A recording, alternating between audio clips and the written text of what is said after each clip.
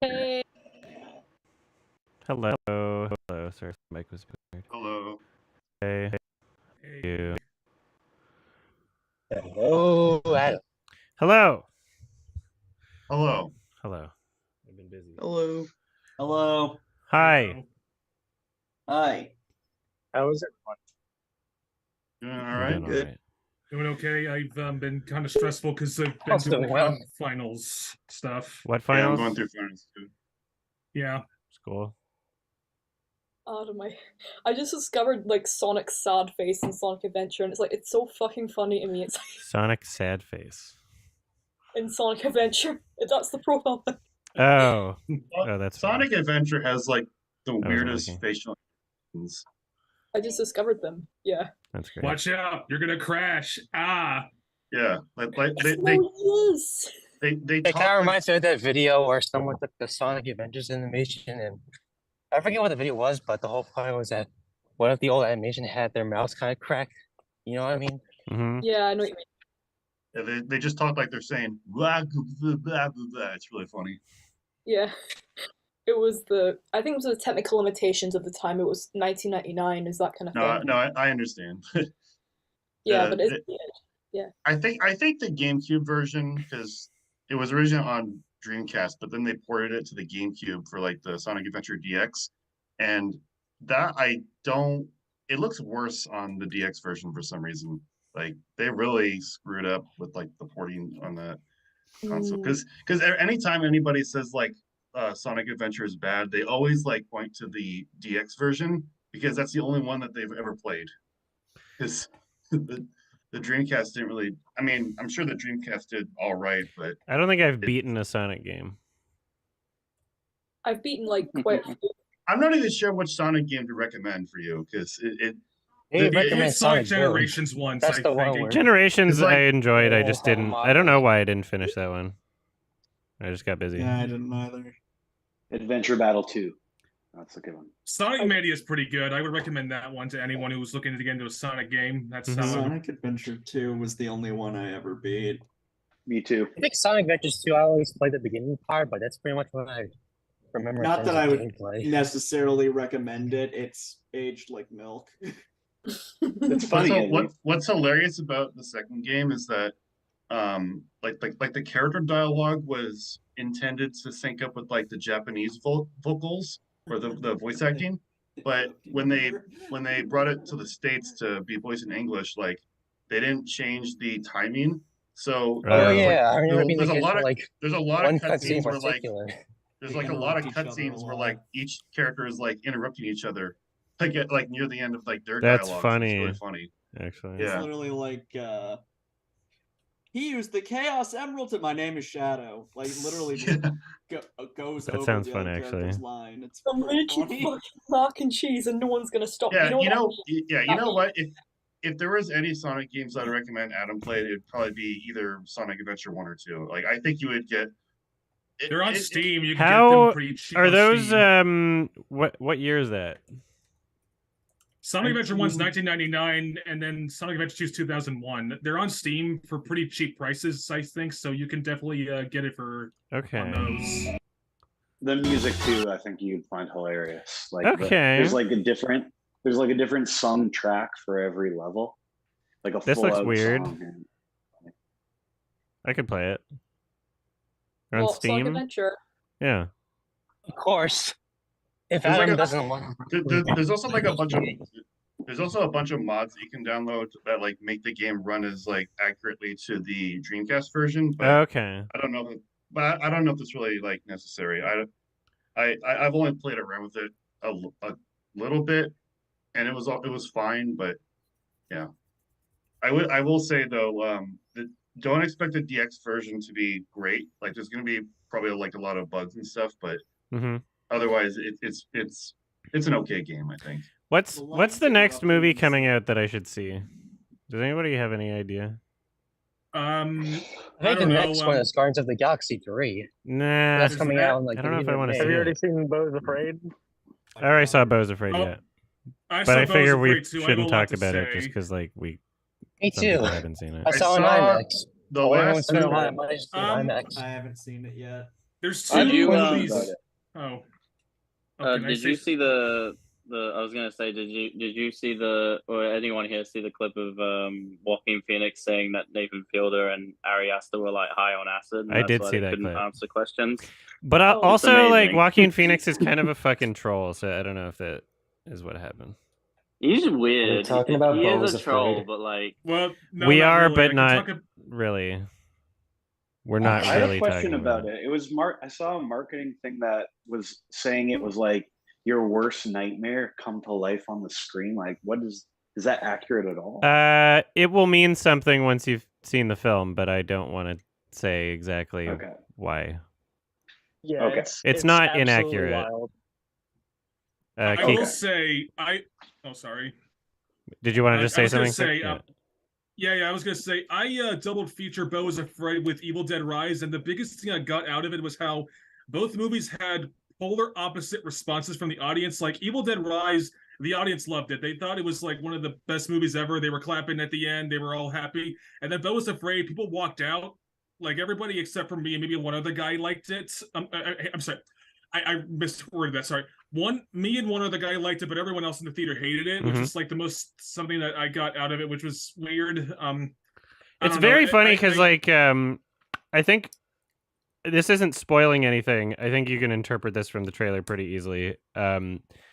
It's like a non-literal movie, right? It's a very like, oh, this is less about what's happening literally and more just about like what it's trying to say, I guess.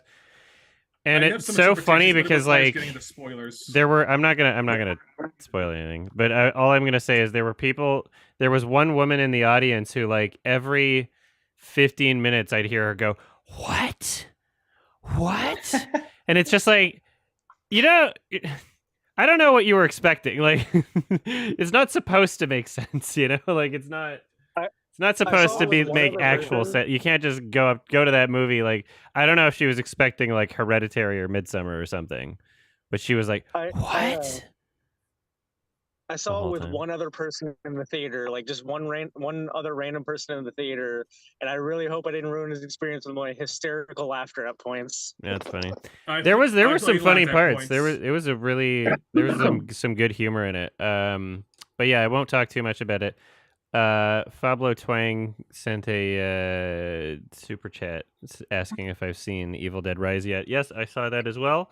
There's 3 movies I've seen that I need to record videos for because I already recorded my Mario one, so that one will be out in a couple days, I guess. But was it the other? So the 3 movies are Beau is Afraid, Evil Dead Rise, and Blackberry. Yes, yeah. So I'll try to record those in like one video. But I got a friend visiting from out of town tomorrow, and I'm just like, holy fuck! Like, when am I gonna? I'm gonna have to like probably record those on Monday, which pisses me off because I've been trying in my head to be like, I'm gonna start recording my reviews faster right after I've seen the movie. But the last 4 films have been like Mario. I was out of town when I saw it, and I didn't want to like record it with a shitty mic and like while I'm rushed. And then these movies, it's like, okay, well, I'm just so fucking busy right now. Like, damn it. It's pissing me off. I recorded like the video I just posted like 20 minutes ago, the Shazam and 65 thing. I recorded like a month ago. But there's like a bunch of different factors as to why some of these videos have been taking a while to get out. There's right now like literally I think 8 videos that I've like recorded but just aren't out yet, but we're changing around like some editing stuff so that the editors can focus more on it and spend more time on them. But so anyway, it'll be resolved eventually, but yeah. I was going to ask actually a quick question. So going forward, are these hangouts going to happen on Thursdays, or is it just for today and then going back to Fridays after this? It's probably, I'm going to try and have them on Fridays, I think. We've been doing Fridays for a while. My Fridays were busy because tomorrow I have a friend visiting from out of town, and then the Friday before that I was busy, and then the 2 Fridays before that this month I was out of town, and so so we couldn't do Fridays this month. Kiki, what's up? This tricked me into thinking it was Friday. Sorry, what? I said this tricked me into thinking it was Friday. I was like, no, what? No, it is not. The dates are posted by the first of the month. Right? Kiki, you've had your hand up for a while. What's up? Yeah, so I saw Beau is Afraid too, and I really, There's a second even though one? I really, yes, yes, Beau is Ari Afraid. Aster is very But we're efficient. still afraid. Beau Yeah, is even more afraid than he was earlier. Beau Beau is is mildly annoyed. Beau is Beau is is brave. confident. Beau is confident. Yeah, Yeah, Beau is brave. It's Beau your is Beau. hungry. This is the Joker before Beau Wait, is Joker. wait, Beau hold is on. Only if he was constipated. miserable. Bossy. Hungry. So yeah, it's like I really liked it, but I also get why a lot of people don't like this movie. Yeah. Um, I'll get more details in the video, but yeah. Yeah, it's like I'll try and sort of dance around things without really. Like, can I talk about broadly how the movie made me feel? Sure. If you feel like that shouldn't be really spoilery. Everybody can have a different feeling. So previously, Ari Aster held the award for movie that gave me the worst panic attack, and now he's somehow topped himself. That's funny. And yeah, this, like, to basically describe this movie, it's like there were a lot of really funny parts, but a lot of the movie felt so relatable that it gave me a terrible panic attack in the theater that basically made me cry. Oh. Damn. Wow. Well, that's a good experience with art, at least. Yeah, that's the thing. It's like it was a good experience because obviously it set out to elicit like a strong emotion, but holy fuck, it was rough. Yeah. Yeah, it didn't. Sorry, go ahead.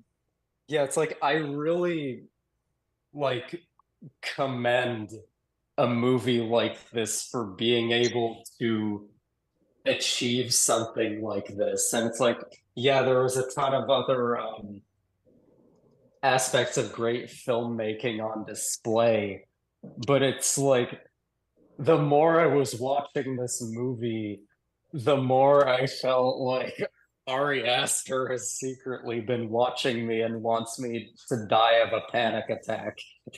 That's funny. Yeah, it's like I don't. Yeah, I'll have to do like a spoiler discussion or something at some point.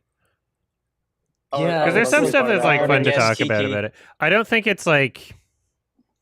I think it's relatively like simple and explainable what it's going for. I think I'm trying to remember where I saw.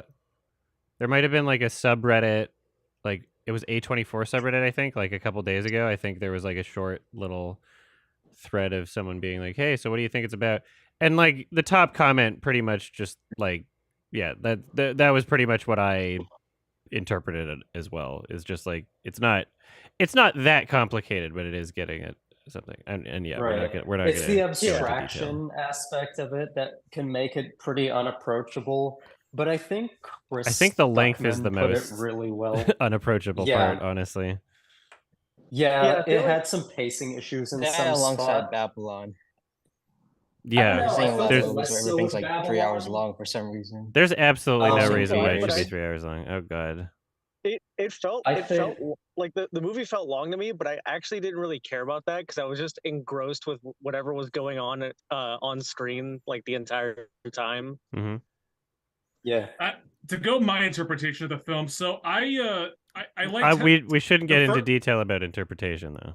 Okay, I'm not gonna get into spoiler stuff, but I will say it did lose me near the end. I thought I loved the first act of the film without getting to spoilers. Obviously, I thought the first act was awesome and exactly what I wanted out of the film. And I honestly think I like it more than the other two Ari Aster films. However, as the film went along, it got worse, in my opinion. Mm-hmm. I know, especially near the end, it just kind of lost me. And while there were points that I wasn't bad by any means near the end, but I just thought to myself, I wish I could experience a panic attack near the end, but I didn't. I experienced it more so in the first act, and then as we went along, I was like, there's just something kind of I wasn't into it. I mean, presentation-wise, I liked a lot of it, and there were some legitimately funny moments in the film, but I don't know. I'm sorry for repeating myself, but I just wish it just like there was more to it than what it was being shown, if that makes sense, without getting the spoilers. Yeah, I can relate to that. Travis, what's up? Yeah. Your mic is muted on your end, actually. We can come. Okay, we'll come back to you. Come back. Come back. Ha! Sure. I know how you feel. Taylor, what's up?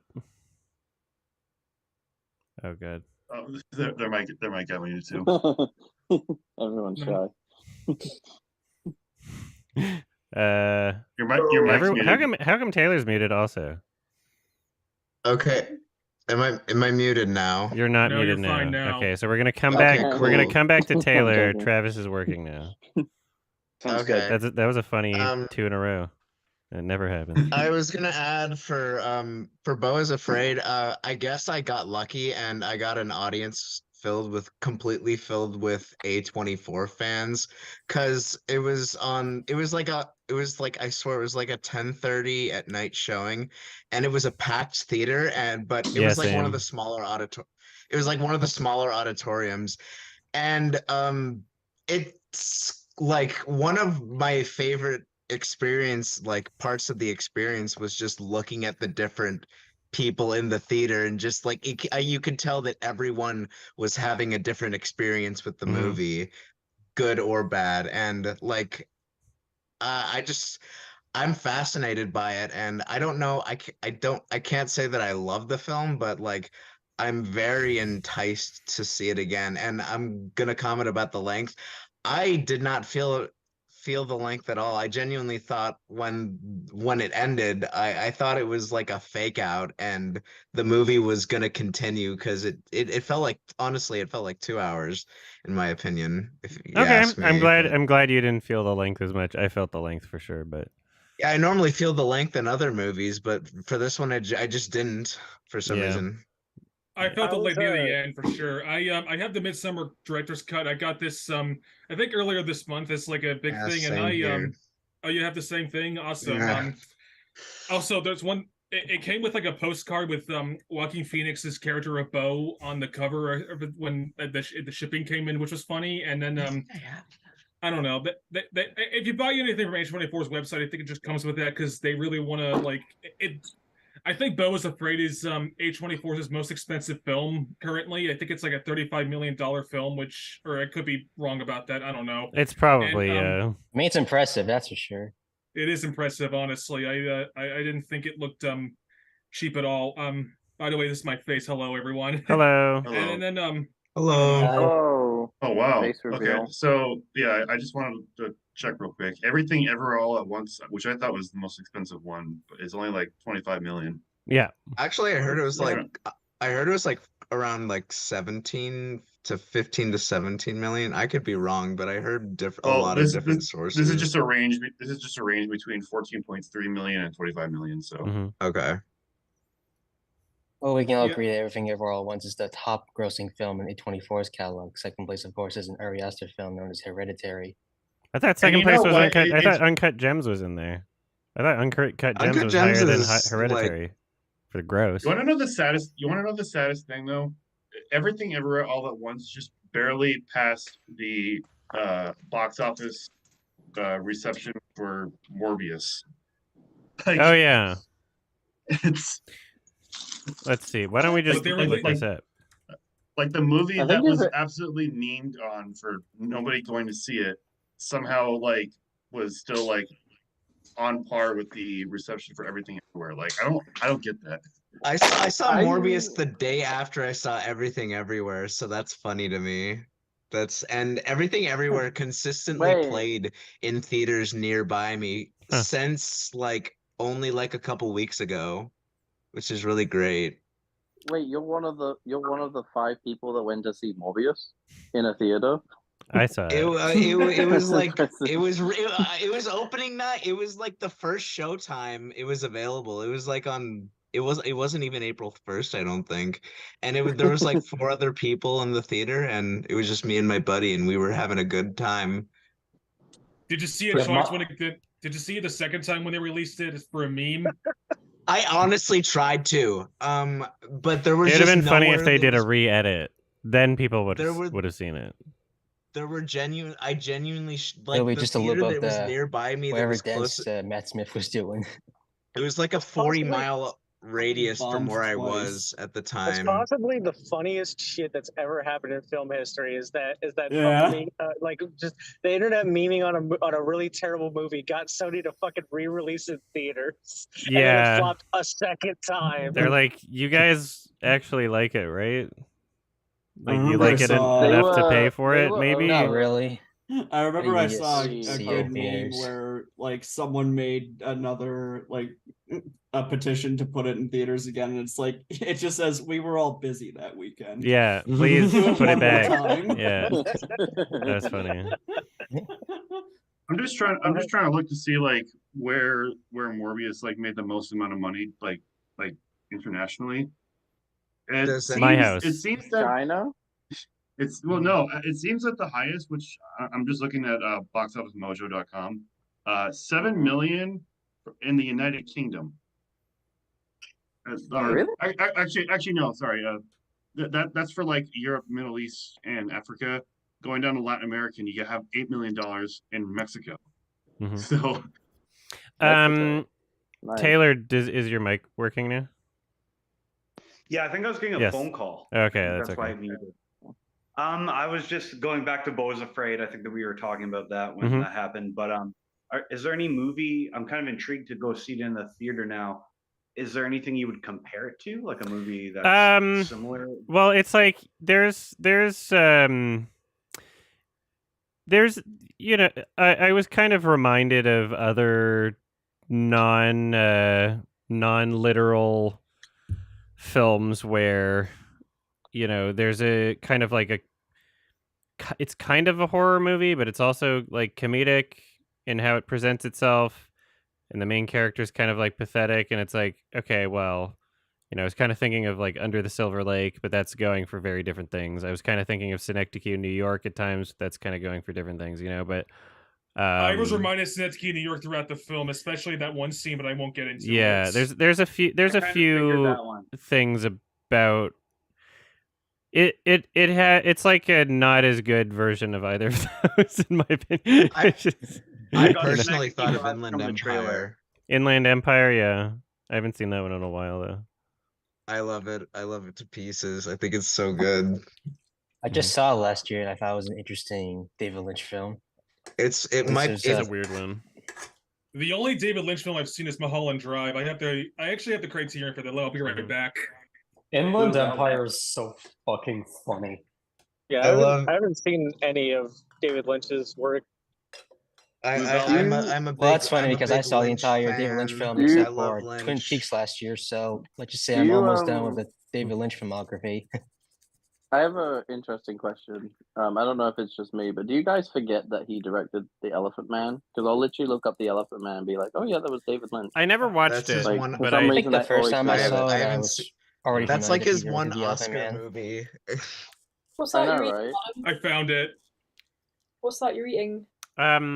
the remnants of like some spicy cheese powder from some noodles I was eating. It's just so good, and I'm just like stabbing at it.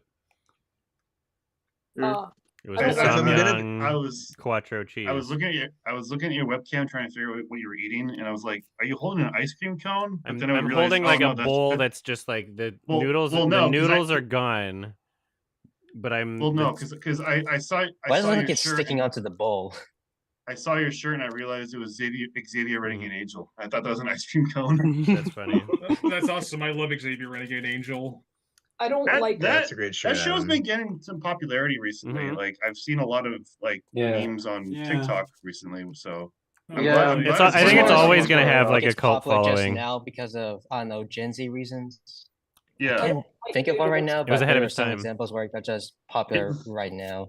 it very much like feels like it would appeal to like Gen Z because It does. so It- so it much is of the movie is like kinda- I was just gonna say it's like awesome that like there's actually a show that exists that's like in like PS2 graphics because it looks like PS2 cutscenes to me. Yeah, And yeah. it The one- still the plays one- on Adult Swim every now and then. it's It great. does. It was ahead of its time. The I also want last, to. Oh, go ahead.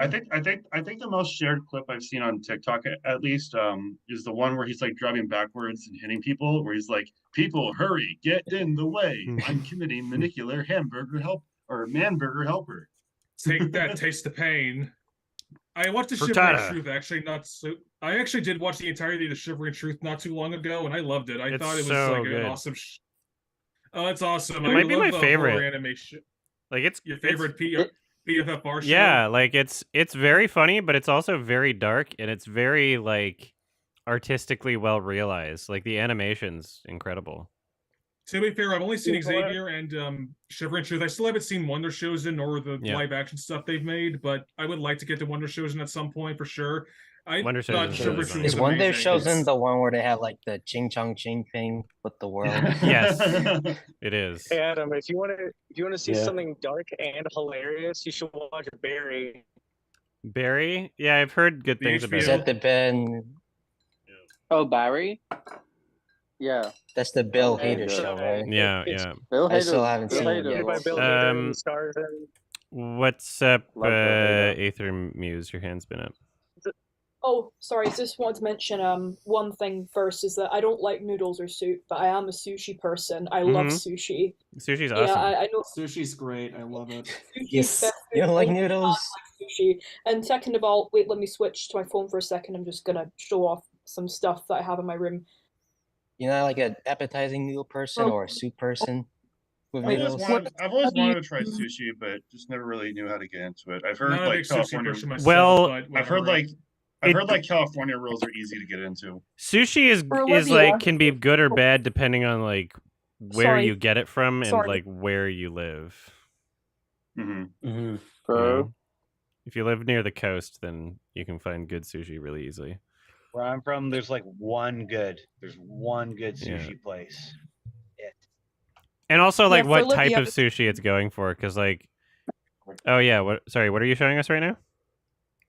Oh, I was going to show you guys and Olivia that since she's a hell of a boss fan, I was Oh, going to yeah, show her yeah. some official hang on my Dreamcatcher. Oh, There's dang. Veronica, Nice. there's Luna, and there's Blitzo. I'm still like I And- still haven't That's watched new. it because I'm like just waiting to get into that mood of like going into it, you know? I don't know what's preventing me from doing it.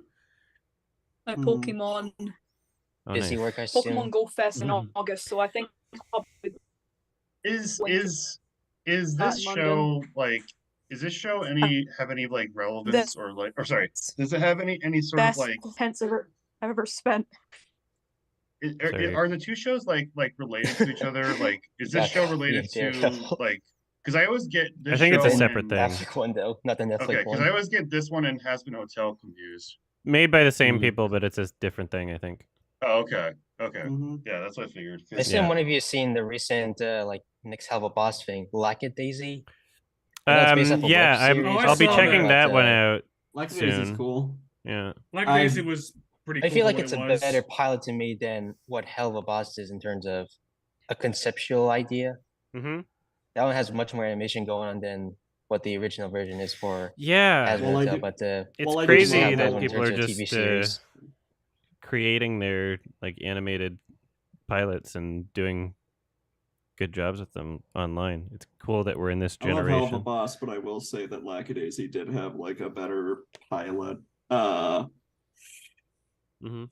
I was actually a Captured fan the of, source material or the atmosphere. I was a is what you're fan saying? of the comics before the pilot came out. Mhm. Like years before the wasn't pilot came YouTube out. like wasn't it really difficult on YouTube like a few years ago to like be an animator on the platform? Because like there was a time Yeah. like early in YouTube where it's like it was a good place to go to like put animations up and have it spread around, but then there was like a whole section where a section of YouTube existence where it was like almost on well, I don't know what the word is. Like you weren't able to do it for the longest time, and I'm guessing now it's like I think it back was or something. No, it's I think it was still kind of terrible to do it. decentivized because of the favor towards longer form content in the algorithm, and also because a lot of the animators that started out on the platform and got big on the platform were creating content that is now like deemed, I guess, too edgy for like ads. So you see a lot of great animation content just like, oh, oops, can't run ads on it because you're doing some edgy shit. I don't know how Meat Canyon does it, because Meat Canyon creates stuff that I would imagine would get It's Patreon. demonetized. Yeah, Patreon. It's Patreon. But like also The just like it still does really well in the algorithm. Like Meat Canyon does a really great job. Does well in the Brandon algorithm, but does a lot of like edgy. He always makes relevant animated shorts, like the one that revolves around Sneeko versus Charlie. Yeah. But Brandon Rogers is not animation, so Brandon Rogers is just he's one of my favorite YouTubers, the voice of Blitzo. Mm-hmm. You ever watch Brandon Rogers? No. I've seen Brandon Rogers, yeah. I've seen a couple of their stuff. They're pretty cool. He's hilarious. I love his videos so much. I'll Go ahead. Oh, sorry, you can go ahead. I was surprised that Brandon Rogers sure? was Okay, well, I was going to mention pop project. I was surprised to hear his voice, and now people are connecting him as the Blitzo character from Hell of a Boss. Well, I was going to mention something. So, it kind of reminds me of the group that I was always into in terms of like comedy stuff was Raka Raka, and they just they have a new movie coming out later this year, which is like by A24, a horror film. Don't Talk to Me. I think it's distributed. They just have the rights for like, when Gaspar Noé's Climax was bought by A24 for US purposes. Yeah, I'm very excited to see how that goes, because it's always cool to see YouTuber things. But then I think earlier today they was just announced that they might be directing the Street Fighter movie or something, which is interesting. I don't know. Another it's like Street Fighter movie. Yeah, they might be directing it. Which they're doing it. Well, they're in the talks of doing it. Oh, video game adaptations are going to be getting really popular. Yeah, that's why I raised my hand for, because I was like, Raka Raka was a group I was always into, and because they made like this stuff like Ronald McDonald Murders Burger King or something like that, and now they're in the big industry. They have a horror movie coming out later this year, and they might be doing the Street Fighter movie now. Yeah, I wonder if it's been like there's this one video where they did like a parody of Five Nights at Freddy's, and one of them they basically spat out the N-word. I wonder how they explain it, and they're like they're interviewed for Talk to Me. Yeah, that's interesting that they're doing that, though. Another thing I was going to mention to Adam, I think I noticed something, and I might have posted this on your subreddit, how the Five Nights at Freddy's movie and Saw X are coming out the same day, so now you have two movies to see for a horror movie marathon. And I think Five Nights at Freddy's is not only coming to theaters, but it's going straight to Peacock as well. It's coming. You could do a watch along Five Nights at Freddy's because it's going to Peacock the same day in theaters, so you could. Yeah, it's actually they're doing it straight to digital. No, that's crazy. There's no trailer probably in the next 2 weeks. We'll probably get one. The Five Nights at Freddy's movie. I might get a trailer for that soon. I imagine we'll get one before Insidious I think that's 5. What the fuck is CinemaCon? I've been hearing about CinemaCon the past couple days. Like they're dropping trailers. Like the name like already bothers me. But it's for cinemas. The name bothers me. CinemaCon. Oh. The equivalent it says CinemaCon for cinema is like in Las film Vegas. festivals. But it's like these nuts. Yeah. Yeah. I feel like without looking up anything about CinemaCon, I feel like the types of movies that I'm interested in will not be reflected at that convention. I know Lionsgate's panel is going on right now, so they might drop a Saw X trailer between now and then. I don't know. Yeah. Does it have Tobin Bell in it? Yeah, it's confirmed to have Tobin Bell in it. It's 100% going to have Tobin Bell in it. Yeah, I just How old is he? I just want to do twin. 5,000. Like 80 years old. Twin brother plotline, like please. some twin brother, please. Project. Yeah. They can all they got to do is just record the next 10 Saw movies worth of shit in the next year, and then they can just keep it going. And it can all be in the same room. It doesn't necessarily need to. If they can AI generate, we get John Kramer. Yeah, let's AI take care of the rest of the More songs. like John Kramer. They could definitely AI his voice for future movies. I mean, we're at the point where AI has enough vocabulary or speech impediment that I'm sure if they probably have to go look at the older catalogs of Tobin Bell's character back when he was like, I don't know, his voice was much more tolerable than he was now. Yeah, maybe. You have your hand up, Jay. What's up?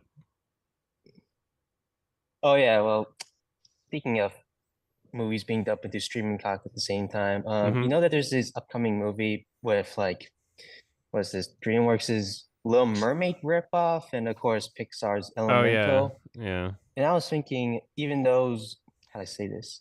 Last year, you know, there's like 2 Disney films, 2 animated films that were flopped it last year. I was wondering, I wonder what's the big difference between making profits, or at least they can make their monies back via streaming platform, or at least video on demand. I actually have an answer for that. I actually do think I have an answer for that. Well, not definitive answer, but one thing I think I noticed is that Disney gets paid more directly from the streaming service, whereas if you're in theaters, they have to like share the revenue and stuff. And I think next week there's supposed to be like a writer's strike because of that or something like that. That's supposed to go into effect. Yeah, because of how they negotiate the contracts. Like they're not the artists aren't getting as much of a share of the streaming.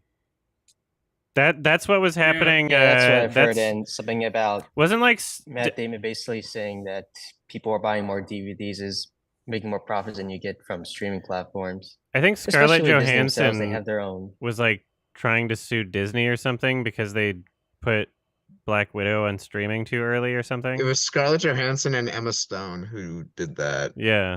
It was because their contract said that their pay for the movie came from like theater goers and not from streaming.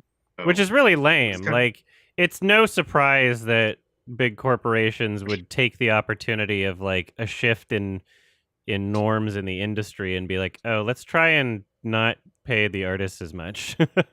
Like who would have seen that coming, you know? Yeah, it's crazy as of course, well. In case of Disney, they want, in cases like Strange World, in cases like Strange World, where the movie just barely got any advertisement but flopped in the theaters, because Disney has its own streaming service, surely they probably make its monies back just by, I don't know, maybe it would be like the next Treasure Planet, you know, where it was flopped in theaters, but because it was so marketable, or at least everyone watched it in their own living rooms, that'll probably like be the next cult film, you know?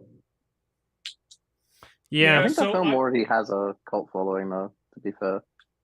Yeah, so I think Disney just released a trailer for the next animated movie coming out this winter called Wish, which I saw the trailer earlier this morning. I was like, it's interesting with the animation because it's a mixture of 2D and 3D, but it's not. I think it's also just in celebration of like 100 years, as they say.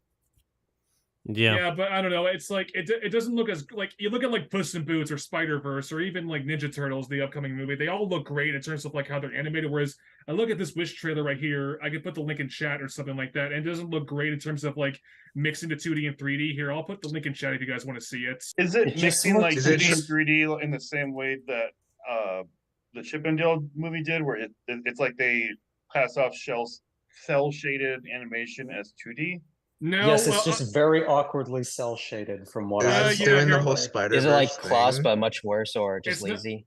It's not doing the Spider-Verse thing. I just put a link in chat if you want to see it yourself or something like that. But I don't know. It didn't look great to me, but at least I respect them for at least trying something new. I don't know. We'll see how it goes in November. Oh yeah, I noticed that on Twitter. Disney's Wish. Yeah, I don't know. They gotta have a new one every November.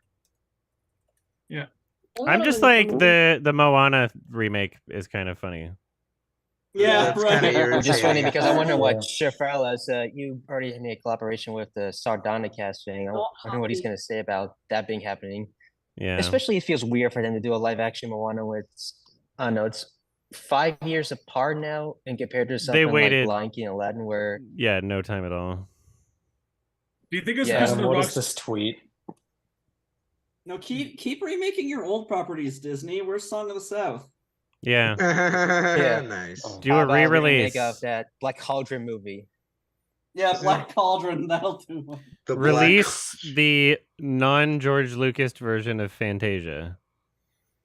Release the original. Oh yeah. Live action Chicken Little when. Oh wow. Get Zach Braff. I just watched Chicken Little again. I just watched Chicken Little earlier this week. What is Zach Braff and that doing? was fucking awful. I hated Chicken Little. Mediocre, A Good Person movie. Live action Home on the Range. I never got to see it. I kind of wanted to see it though. I heard it was okay. Sorry. I just wanted to see Garden's sake because I know that's the only thing that put him up to Chicken Little. Oh my! Okay, I love this. The trailer for Disney's Wish has a tagline that says, "From the studio that brought you Frozen, The Lion King, and Moana." Like, are they talking There's three about like the things. One of them just original from Lion King 30 or the years remake? ago.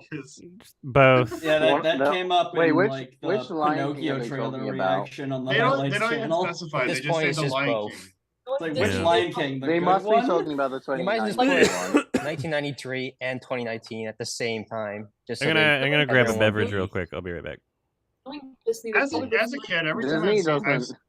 as a kid, every time I've seen those like taglines where it's like from the same studio, I didn't see it as like from the same creative minds. I just like in my mind, I was just like, oh, it's because they're like all Disney movies, so like Disney can like just put any project that they've released like over the years as the tagline there, but they like I don't know.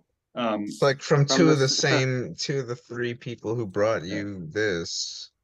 Yeah. From the people Like, that two of the brought 6 writers who you. did Scary Movie. Yeah. Like From the John people that brought Favreau is you. involved in the movie Wish, and that's why they put the Lion Oh. King in there. I mean, Why? I'm making a joke, but Okay.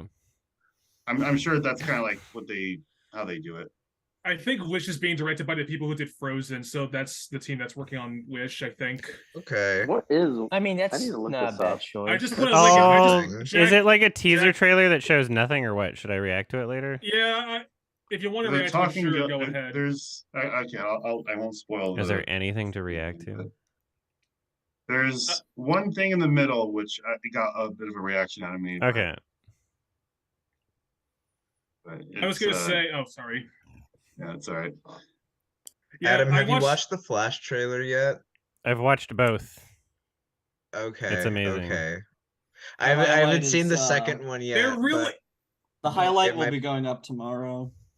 I didn't see the trailer. Cool, the fact that Michael Keaton is back as Batman, which kind of shows that they're just I don't know, they're trying to pour on. It seems like it seems very desperate. It's so funny. It's what they're doing. It's very desperate. You know what's funny? Oh. I love my favorite Batman movie is Batman '89, but like I don't have a good feeling about this one, and it's not just because of the Ezra Miller thing. It just looks like a mess. It's gonna be bad. It's trying to like if you've noticed, every single trailer has like had a heavy like focus on the fact that Batman's in there. They don't want to a character that's already from previous property. Yeah. Do you think that maybe just like Spider-Man? I think that maybe it might also be like we might just be in kind of like a bubble. I don't think the average person knows like the controversy with Ezra Miller. I think it might just be like people who are on Reddit and like YouTube, like the internet. I think the average person, if you said like, "Oh, Ezra Miller did this," they would say, "Who's Ezra Miller?" Exactly. I don't think the average person knows who Ezra Miller is. Oh, you know, the guy from Fantastic Beast. Or I was that gonna kid say from Being a Wallflower. I was gonna say something real quick. You know, one thing I find it so funny how like Marvel and DC, the people they both hired actors who were supposed to be like big parts of their franchise going forward. They got Jonathan Majors for Marvel and Ezra Miller for DC, and they were supposed to connect like going forward for their franchises, but they're both convicted people now. It's just something I think Jonathan kind of Majors funny. just some woman just attacked him, but he had nothing to do with assault charges. Is Ezra Miller like not arrested? Like, are they still like? He was arrested in Hawaii, but he got released out on bond, I think, which is lame. I have no, yeah. Who knows what's they're in not store. in jail right now? Is what you're saying? No, they're in mental health hospital apparently right now. I don't know. Okay, so they're releasing a movie that stars them.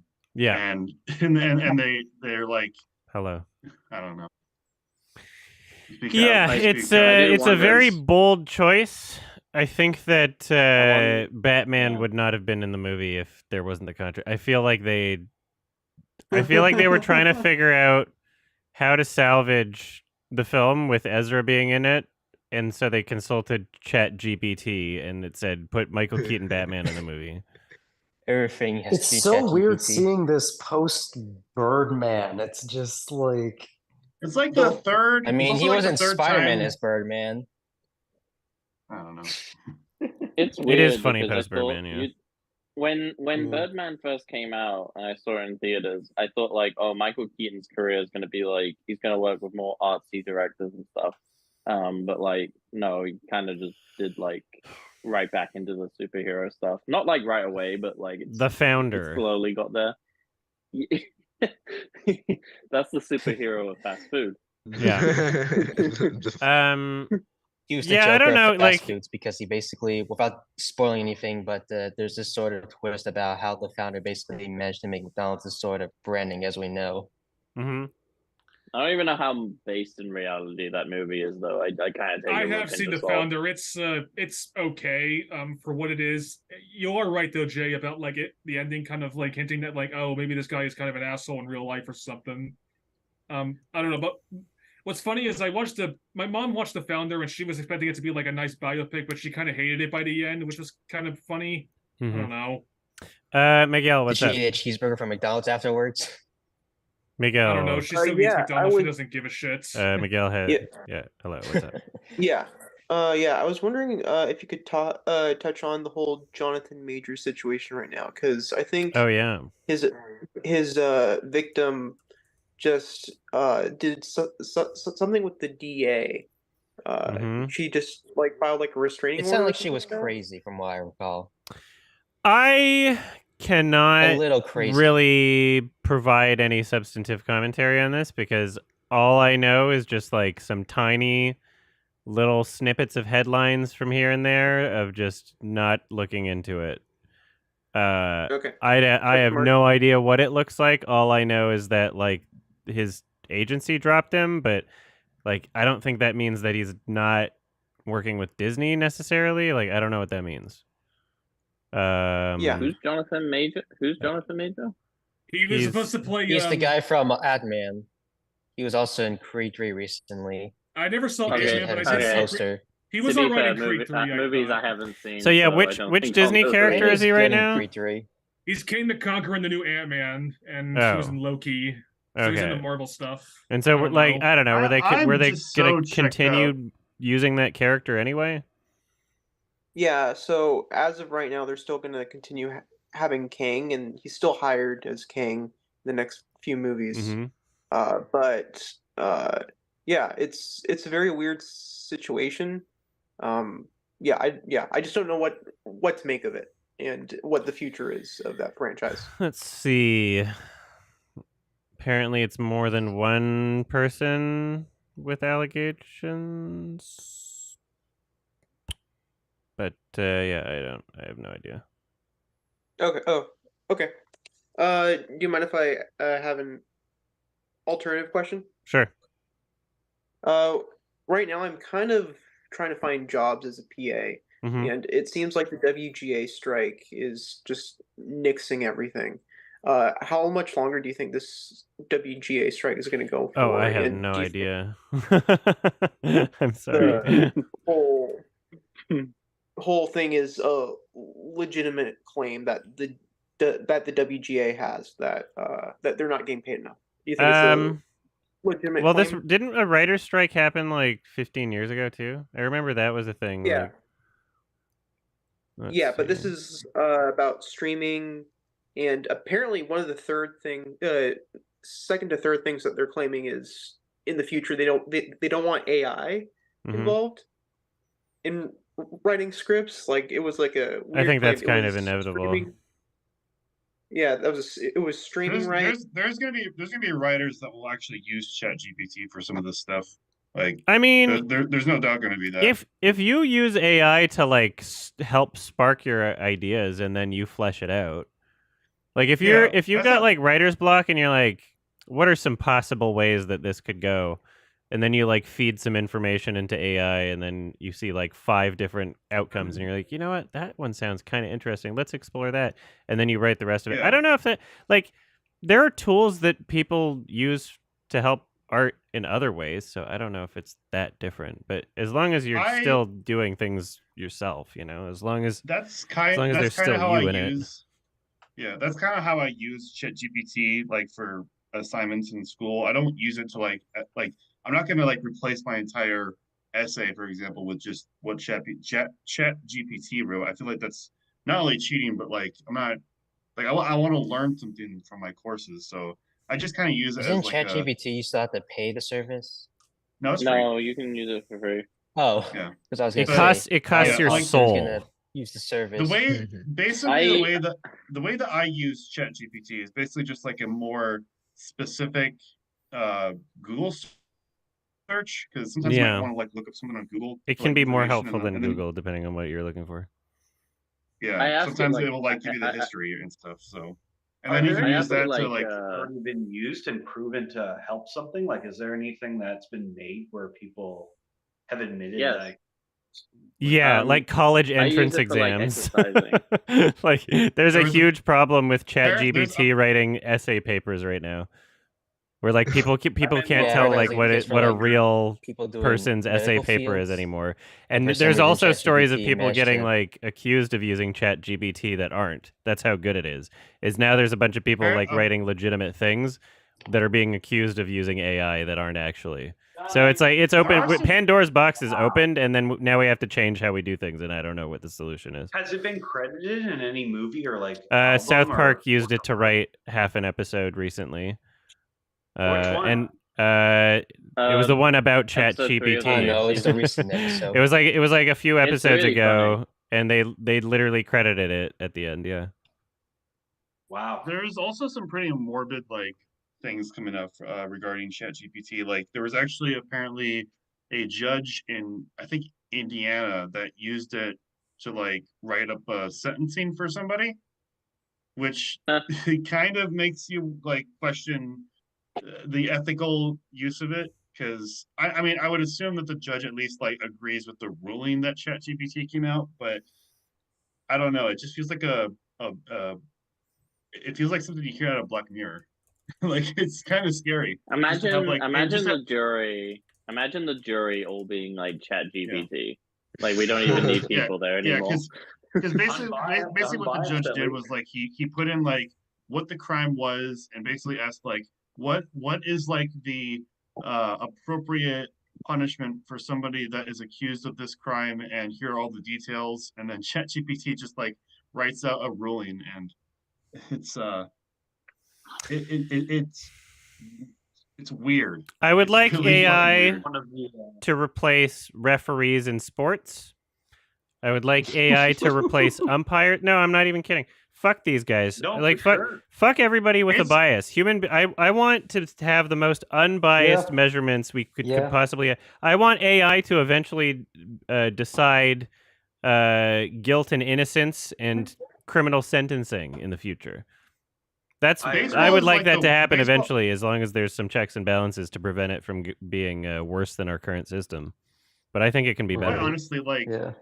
Quite honestly, like baseball is probably like the worst offender when it comes to like fuck the umpires. Because it shows on camera whether or not it was in. You already see it. Like they have in baseball do they not use cameras in baseball? They do, but then the umpire can say whatever they want, and it doesn't even matter what was on the camera. Yeah. Umpires shouldn't even exist. Yeah, and also there's sometimes like there's this really weird rule where like if you're a pitcher and you don't like throw the ball in a way that makes it seem like you're trying to like trick the batter into thinking that you're about to swing the ball, I think they call it a balk. And basically like if you're a pitcher, you can't do anything that like halts your windup. Because if the umpire sees that like if there's anything that kind of looks like you're stopping your windup moment, that's an automatic walk. And it's been a very controversial call for like the longest time, because it's like nobody can really define what looks like a balk, rather because like a pitcher can just like slip by mistake, and that's called a balk, or that's called for as a balk. There's some things that need better, more clear definitions for certain things in sports. Like someone was telling me like that, like if you're in hockey and a puck like gets in the net after hitting your skate, it's fine, but as long as you're not making like a kicking motion. A distinct kicking motion. Yeah. Yes. Which What is funny. It's different. Like if you're pushing you can't kick it in. You can't kick the puck in, but the puck can go into the net via your foot. But you can't kick it in. Well, I mean, sometimes that might be unintentional is the thing. You can throw your whole body with your foot with it and have the foot be the point of contact to get it into the net. But you can't. It's the same thing as you can't hinge your knee. You can't unhinge your knee in the process. Yeah. Hockey will be the hardest one to do because it's such a fast-paced game. And what AI can control that. Also, the reffing in hockey is so based on the circumstances of the game. And I'm not saying we're there yet, but I'd like to see it. Well, I hope we are soon. It's like in baseball, it should 100% start with. Fuck the umpires. Get them out of here. There's no reason why the umpires have that much control over the game. It's ridiculous. They don't took my job. All right. Easy Games, what's up? So I've been waiting to get into this Hangout for like the last week after watching the Mario movie because I really wanted to talk about it. Oh, nice. Yeah. God. I saw it. Mario the movie Mario stinks. movie. Yeah, I didn't like the Mario movie. It's for babies. Ooh, yeah. So first off, be careful, you might get shot. Yeah. First off, Babies. I'll just say that I wasn't really intending on seeing this movie in theaters, but I decided to go because a few of my friends wanted to go, and I was like, all right, if I'm going to go with friends, I might have a better time. And it was nice to hang out with friends like that. I just wish the movie was a bit better because it wasn't. And I also kind of had a bit of a negative experience in the theater itself because it's a movie for babies, and so obviously there's gonna be like a bunch of children in the theater.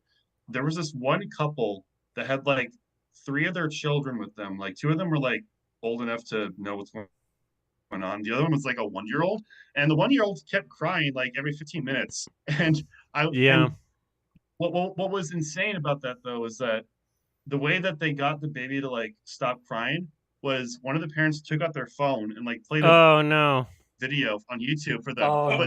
To be fair, there was the video didn't have sound, so it was just like a visual. Was it very bright? Kind of like those. Did they decrease the brightness?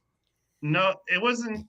They decreased the brightness. They didn't have the sound on, so it wasn't terrible. But I'm just like, why even bring them to the movie at all? Like they're not even. Because it's for babies. They're not even watching the baby movie. Well, if it's for babies, then the baby's not watching the movie. So I guess the movie failed. Quick question. It's because most people who have children are people that are not in good financial situations to be able to support their children, and so then eventually at some point they have enough money to afford going to a movie, but not enough money to afford a babysitter for a few hours. So they have to bring the baby to the movie, and it might be a single parent. You never know. It could be people don't have don't have as many options with limited income, and there's large income inequality issues. I would be completely fine with that though, but I think if I was in that situation, I would at least try to like get a seat near the edge of the theater, so I could easily go walk back out in the corner. Happens. Yeah. Well, quick question. Go behind everybody. Movie. I have something to say. Do you think? There's like this critical reception, and fans are kind of divided about what critics have given the Super Mario movie. I wonder this has I'm not sure the right way of saying this. This has an appropriate fan pushback when people were kind of mad about the critical reception on Suicide Squad. It's similar. Yeah, at least this one makes sense. Where Suicide Squad is just terrible to begin with. Although I don't think I've seen any like change.org petitions to like ban Rotten Tomatoes like what happened with Suicide Squad. That was funny. That was funny. Like 7 years ago now. Yeah. Oh, should ban Rotten Tomatoes, but not for that reason. Yeah. Yeah, but I think people have less faith in Rotten Tomatoes since they rated Cuties like near 100% and Big Mouth. Mm-hmm. Is Cutie still like 89% despite having the audience score being reasonably I don't low? know. It could be down. I have some things to say about not only the Mario movie, but also a thing that Easy Game said about like kids on their phones. So I work at a grocery store, and I cannot tell you how many stories I've had where it's just parents bringing their phones while they go grocery shopping, and they let the kids play on the phone, and they're on shit like Twitter, Instagram, and all that stuff. And it's the most infuriating thing ever. How old? How old are the kids? You think? Like 5. Twitter and Instagram, damn, that shouldn't be a thing. Yeah, Twitter should be not for children and at sometimes all. they're on like YouTube It's Kids. kind of gross. Well, if Twitter can't be for children, then how is Elon Musk going to get a bunch of money? Good point. Good point.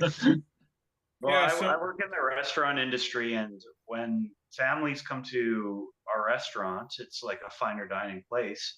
They're just completely destroyed. They bring their iPads for the kids. Yeah, it's an easy way to like get them to shut up, you know. And it's great. It is, and it's What's worse is that kids are watching it and the tablets don't realize that. Let's just say recently, I've seen a lot of kids are watching a lot of like a new version of Elsa gay content, but it's for like horror games. Like, you ever heard of Poppy's Playtime? It's like Five Nights at Freddy's, but yeah, I've seen plenty of it's that. like the new. Sometimes parents do okay because sometimes they'll do stuff like put a kids show like Bluey on, or like a movie like Encanto on for the kids. But other times it's just like they put YouTube on. It's just random videos on with like Roblox or like horror stuff. You know, just like you don't Or hosts that basically try to exaggerate their audience by just, I don't know, screaming and popping like stuff, slings off to them. I'd rather them do that than you have your kids screaming and fucking running around and freaking out. Yeah, if it needs to shut them up, then whatever. So we're gonna have like a generation just from like horror games where like, as long as like the worst that can come out of it probably is like addiction to phones and like screens, and which will happen. Just like I thought you were gonna dopamine. say there's gonna be like a new wave of young kids getting into like horror genre, but in the worst way possible. Like, imagine you let a kid watch Nightmare on Elm Street when they're 5 years old.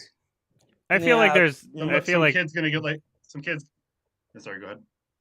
I feel like there's like tons of shit that like younger children are exposed to that could be like way more traumatizing than just like weird YouTube videos, you know? Absolutely. There's gonna be a whole generation of like kids that are into horror because they watch like Momo videos in 2019. I mean Five Nights at Freddy's is nostalgic for kids now. I think like, I don't know, like it depending on the age, like kids, you know, scared themselves all the time, you know, tell fucking scary ghost stories or whatever. Like, I read Goosebump books when I was younger. You know, I enjoyed scaring myself in that way, but yeah, I don't know. We'll have like a generation of like just people that grow up and are really weird and have like the most bizarre fetishes imaginable.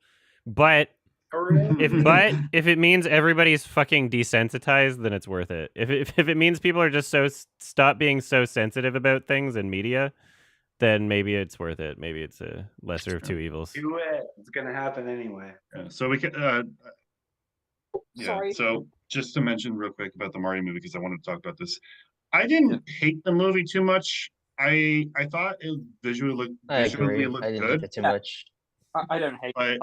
That's not, but like, there's so much about the movie that is like so basic, but also in a way where it's like they don't even try to make a cohesive story out of it. Like I know it's that the laziest way they could have done it. Yeah, like it is lazy. It was written by ChatGPT, but they did not credit. I will say for a movie that was like an hour 30 minutes, when I first saw it, I was like, when I saw that the runtime was an hour and 30 minutes, I thought to myself, wow, this will be like a quick rush than like, I don't know, Shazam, which is like that and they're like 2 hours or more for some reason. But then I saw and realized, oh man, this should have been 2 hours, because I agree, this story is basic, but also very rushed. The reason why the movie is only an hour and a half is one of like the most cynical reason is because look how many showtimes you could fit in one day. Yeah. And like I don't know, you could have done a lot more in my opinion. I didn't hate it. I had a good time watching it, mainly because I'm a Mario fan, but like I feel the same as you, Travis. I have the exact same experience with it. I gave it like a 5. I might lower down to a 4 now that I think about it more and more. Go for it. Sorry. What I'll say though is that like all the problems I have with this movie are like basically everything I do not like about Illumination movies. Like if you watch a movie like Despicable Me 1, it actually is not terrible story wise. Like it's funny in at parts. Like the motivations of the characters make sense. Like it's basic stuff, but it's worth watching, even if like it doesn't hold. Even if it's like not the best movie, like I would probably give it like a solid 6 or 7 out of 10. But ever since that movie, they've just kind of not given a shit about writing any good story. Yeah, and that's what this movie felt like to me. Like I would definitely prefer this over the majority of other Illumination movies, but only for the fact that like I mean, we'll just have to see. It does a better at job some at point like of Illumination is gonna presentations have like and a Sony also, moment where they made an emoji movie, then they made Spider-Verse next year after. Yeah, but it's just that the way that the characters like have motivations and the way that like they like interact with other characters just feels so one-dimensional, and it's basic. Unnecessarily. And what's It has what's crazy too is that like there's even some moments where I'm kind of like wondering, did they like contradict their own writing? Because like I don't know if this is really a spoiler, but near the end of the movie, yeah, okay. Near the end of the movie, like when Mario is like trying to like run away from Bowser because he's like hurt or something, Bowser then like taunts him by saying like, "You coward, come out and face me and fight me." And then like later when Mario like gets the confidence, he walks outside and Bowser then like looks at him and he's like, "Oh, you never know when to quit, do you?" It's like it's written by ChatGPT is the problem. That's exactly the issue. Yeah.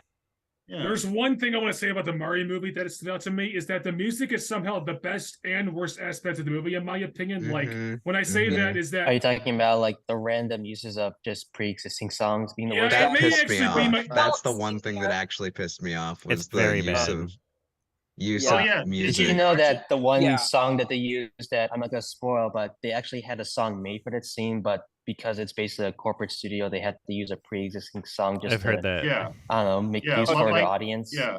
Like the scene where they used Take On Me by Aha. Yeah. They had like actual like original written scores from like the Donkey Kong games. And that's probably like the best song in the film, and they just didn't use it. Like it fit the theme, or it fit the scene a lot better than that fucking song did. I really love the score to the movie. Yeah. The score was the best part, but I don't know. Everything else I was kind of meh about the film. What's up, Taylor? Taylor, you. Yeah, I went and saw it. I've got a lot of opinions on it. I just kind of want to get off my chest too.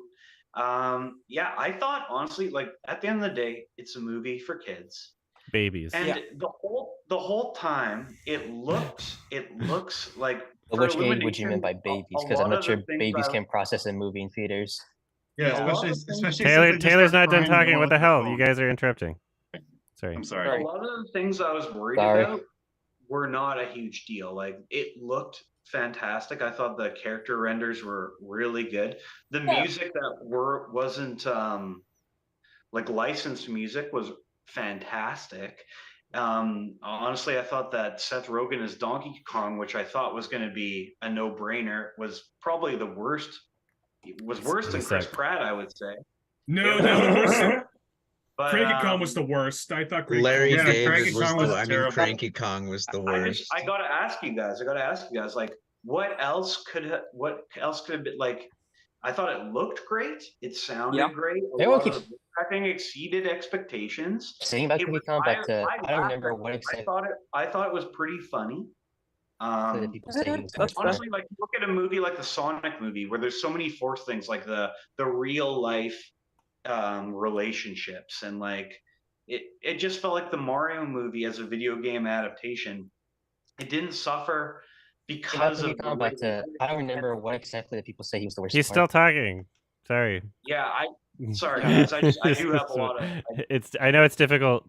There's like 12 of us, but let's try to. Yeah, and I'm just trying to get it all out in one thing here. And I'm curious to hear from you guys. Honestly, I just thought like you look at like video game movies are going to be a thing, right? And this movie, I thought, doubled down on when you double down on making it like the video game, it's not going to be your standard good movie formula, right? The story's going to suffer because you're going to focus on things like member berries, and here's like Peach doing like a Mario course for a scene. But counter argument when you're done. Yeah, I'm excited to hear, but I just think that in a movie like a Mario movie, I just think I would have liked a little bit more focus on Luigi and like the Bowser Luigi thing, more so than the Donkey Kong stuff. I thought that would have made a better movie, but I think as far as, especially coming from Illumination, I thought it was going to be much more butchered in the things that make Illumination movies bad. And I think they kind of excelled on upping the video game aspects of it. I wholeheartedly disagree that just because it's a video game movie and that you want to throw in a bunch of references, that it means that the story has to be so lazily thrown together. Everything that attached every single scene was basically non-existent. It was essentially just like, hey, let's go on to the next set piece. Let's go into the next series of references, and you can still have that. You can still have that and still have a good story. There's nothing about having a good story that says that you can't do that, which is why the Lego movie exists. They also have references to different Lego play sets, different Lego characters that they had. There's a bunch of stuff for the fans in it. It was just as varied in terms of each set piece, but they actually put effort into their story. They put effort into their jokes. It was a more sensible casting decision. Chris Pratt was supposed to be an everyman in that film. There's artistic element. They created a song for the film. If we're going to talk about like the music direction as well, like there's so many better things that play artistically in the Lego movie, and it serves the same function in terms of like references for the fans. Like there's absolutely nothing about putting references in the movie for the fans that makes it so that you can't also make a good movie. I don't think that's an excuse. My argument, I have a question, Adam. If I can just quickly respond. I'll let Taylor respond first. It's just Lego is more of a blank slate. When it comes to Lego, like you need the story, you need the movie. Legos are bricks that kids play with. Like there's nothing there. With Mario, it's more. Let me just finish quickly. It's more about like it's about the action scenes. It's about the quick set pieces because you're referencing again. You're basing it, and this is just my opinion, obviously. But I think I see what you're saying, and I totally agree with the Lego movie. It's a much better movie. But when you're adapting Mario, it's all about the gameplay. It's about the action. That's got to be more the focus than you can with adapting something like Lego, which is literally bricks. The Lego movie had action too. The Lego movie had like fucking they chased around on a chariot and like there was tons of like single thing that you're describing you like about the Mario movie, you can still have in a movie that's not terribly written. Like every single thing that you're saying that you enjoyed about it, like can still be there and still be accessible for people that want to experience like a better story. I just don't know how much in terms of for it when you have to focus so much more on like the other side, but there's nothing. But you can still there's nothing about what you're describing that doesn't leave room for anything that I'm describing. Right? They're not. They're like it's like trying to say like that we're talking about things that can coexist at the same time. Like you can still have action and you can still have like Princess Peach gets saved. You can still have all these like plot points or items on the checklist.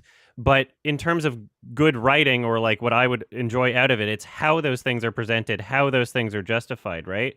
You can still have better jokes too. Like what we're talking about is not the difference between like here's what a character does here versus here's the other thing that they should do instead. It's like here's what a character can do here, and also the cover of the book is blue. Like they're not contradictory. Like you can still have both things, right?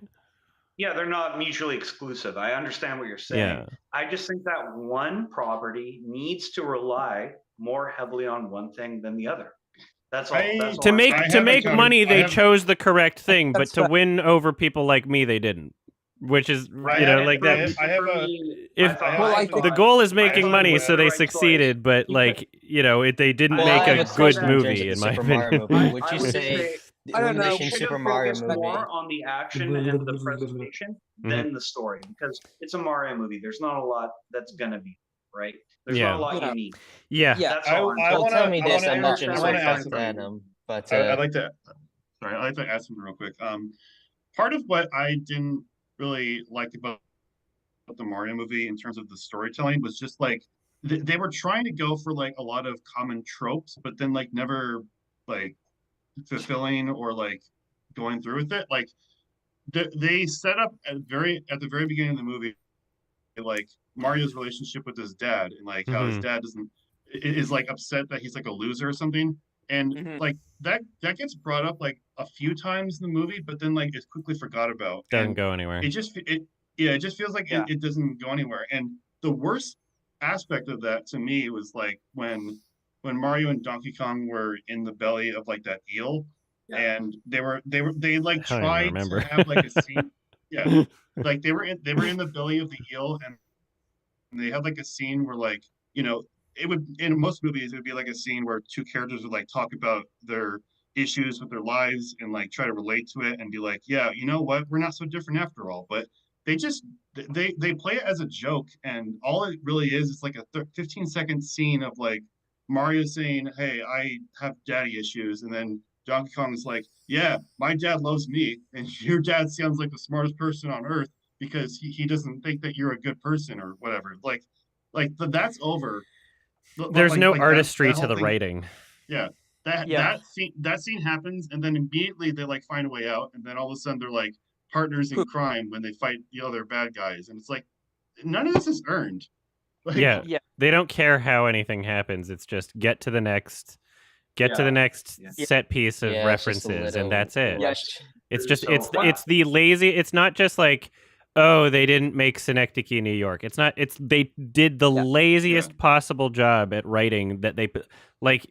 There is, you could not make a lazier script if you tried. It literally just seems like it was made in a factory. Like the script was. It literally seems like it was written by ChatGPT. Have you seen the Sonic? I think the Sonic movie did a better job at their story writing than the Mario movie did. Like, I'm not going to compare the Sonic movie because I don't even have any of it in my memory. There's one comparison I was going to make. Here's a question with the Super Mario movie. That is, one thing about the Mario movie is that I say this, and I'm sorry I have to repeat myself, but do you think Illumination's Mario movie is worse than what they did with the 1993 live-action Mario movie? I haven't seen that yet. I was going to ask. It's a better movie, but it's a better movie, but I think the 93 one is more entertaining, and I would honestly go out of my way to see it in a theater. And there's also two different versions of it. I only found this out recently. There's like a director's cut that's 2 hours and 5 minutes long, and I'm actually really excited to watch that. I heard there's a fan base to the point where like one of the actors in the movie has like some sort of thank you message. Also, I will say about Nintendo's Illumination movie is that at least they were smart enough to just do another movie with their other properties, since they waited like 40 or 30 years now until they said, yeah, it's about time to make a movie after like we're gonna get a Zelda movie next, I think. That or Star Fox, I think, is what they're planning. I just hope they don't like do every single property movie with Illumination, because I don't really trust them at this point to have good writing. Like, well, they broke box office records. Animal Crossing with Illumination. It's the biggest opening for any animated movie ever. It is probably going to make more money than the fucking Lion King 2019. So of course they're going to have like a Donkey Kong spin-off. They're going to have a Luigi's Mansion spin-off. Like, they're going to milk this shit. There's gonna be an entire. We're at the start of like the Mario cinematic universe. Like, this is it. That we just watched like the fucking Iron Man to the fucking Marvel shit. Like, we're gonna see a fuck ton more Mario movies right now. Is what's gonna happen. I remember we see that happening with Sonic, especially, not to spoil anything, but there's already a case happening with Sonic 2, which is leading to Sonic 3. Yeah, and it's gonna end with Super Smash Bros. And they're all gonna fight. The Sonic is like the Raimi Spider-Mans before. I'm way more like interested in rewatching the Sonic movies compared to like the Mario movies, because at least I agree. At least it feels like release ugly Sonic. I had a very as much as I understand like the Sonic. It was in the Chip and Dale's movie. It's still a fun time. Mm-hmm. Like, I still find it fun. I had a very awkward interaction with the director of Sonic. I was at Blur Studios during Borderlands, and not to say that like it was like a bad conversation. It was just very awkward. Like, he had stuff to do, and I was the only one there, and he was the only one there, and it was like late at night, and I was like, hey, was like, "Hey," and then we just started talking, and I totally forgot most of what happened in Sonic 2, and I was like, "Hey, is Shadow gonna show up in the next one?" And he was like, "Yeah, if you watch the end credits, there's a thing about Shadow," and I was like, totally fucking forgot. That's spoilers. I forgot about that. Is his name Jeff Fowler? Mario Yeah, Jeff Fowler. like reverse Disney because they went from live action to now animated. So they're like doing the reverse Disney. I think it's awesome that you met the director of the Sonic movies, Miguel. Oh yeah, it was cool. I didn't see the first Sonic. I just saw the second one. I thought it was okay. But it was a Which one very do you awkward... prefer, the first one or the second one? Because I prefer think the second first one's significantly better in my opinion. Second one's the second one is okay. Yeah, second one's okay. I just don't like how they kind of deteriorated what the first one did, in my opinion. Yeah, But I think the first one's just kind of a generic sort of kids film. The second one actually tries to be like a fun Sonic film, I think. Aether Muse, your hand is up. What's up? So I'm more of a Sonic fan myself. I grew up playing Sonic. I also played Mario Galaxy and Mario Odyssey as well. I really like Mario Odyssey and Galaxy. Mario Galaxy is my favorite game of all time, so that's pretty awesome. My favorite game too. But I grew up more playing Sonic. More the 3D Sonic games. I had Shadow the Hedgehog or Ow the Edge. I had Sonic Heroes, which was my first Sonic game. I had let's see. I just had like Sonic and the Black Knight, Sonic and the Secret Rings, like all that. And every Sonic. Do you have Sonic on Xbox? Sonic 06. I like how I think I've heard somewhere that the inspiration for Shadow the Hedgehog was like some like fans asking the Yeah, I know this. Fans asking the creator of Sonic, like, can you give Sonic a gun? That's pretty funny. Because in Shadow the Hedgehog, was it right after the the Columbia school shooting? That's probably not the strangest request that a Sonic fan has made. Okay, this is before the strange era of Sonic fan art. So you don't know how hard it was for me not to ask Jeff Fowler how much he knows about Chris Chan. I was oh my god! I was so tempted to ask him. I was like, should I ask him? Should I not? You realize that Christian is out and he's like out of bail for some reason. Yeah, he's out of Yeah, released by court order. Yeah, it's been like 3 weeks now. I'm not sure what's his like follow-up response is going to be. It's going to be like, "Hey guys, I'm Christian here out of jail, and I'm just letting you know that the murder is still happening and blah blah blah blah."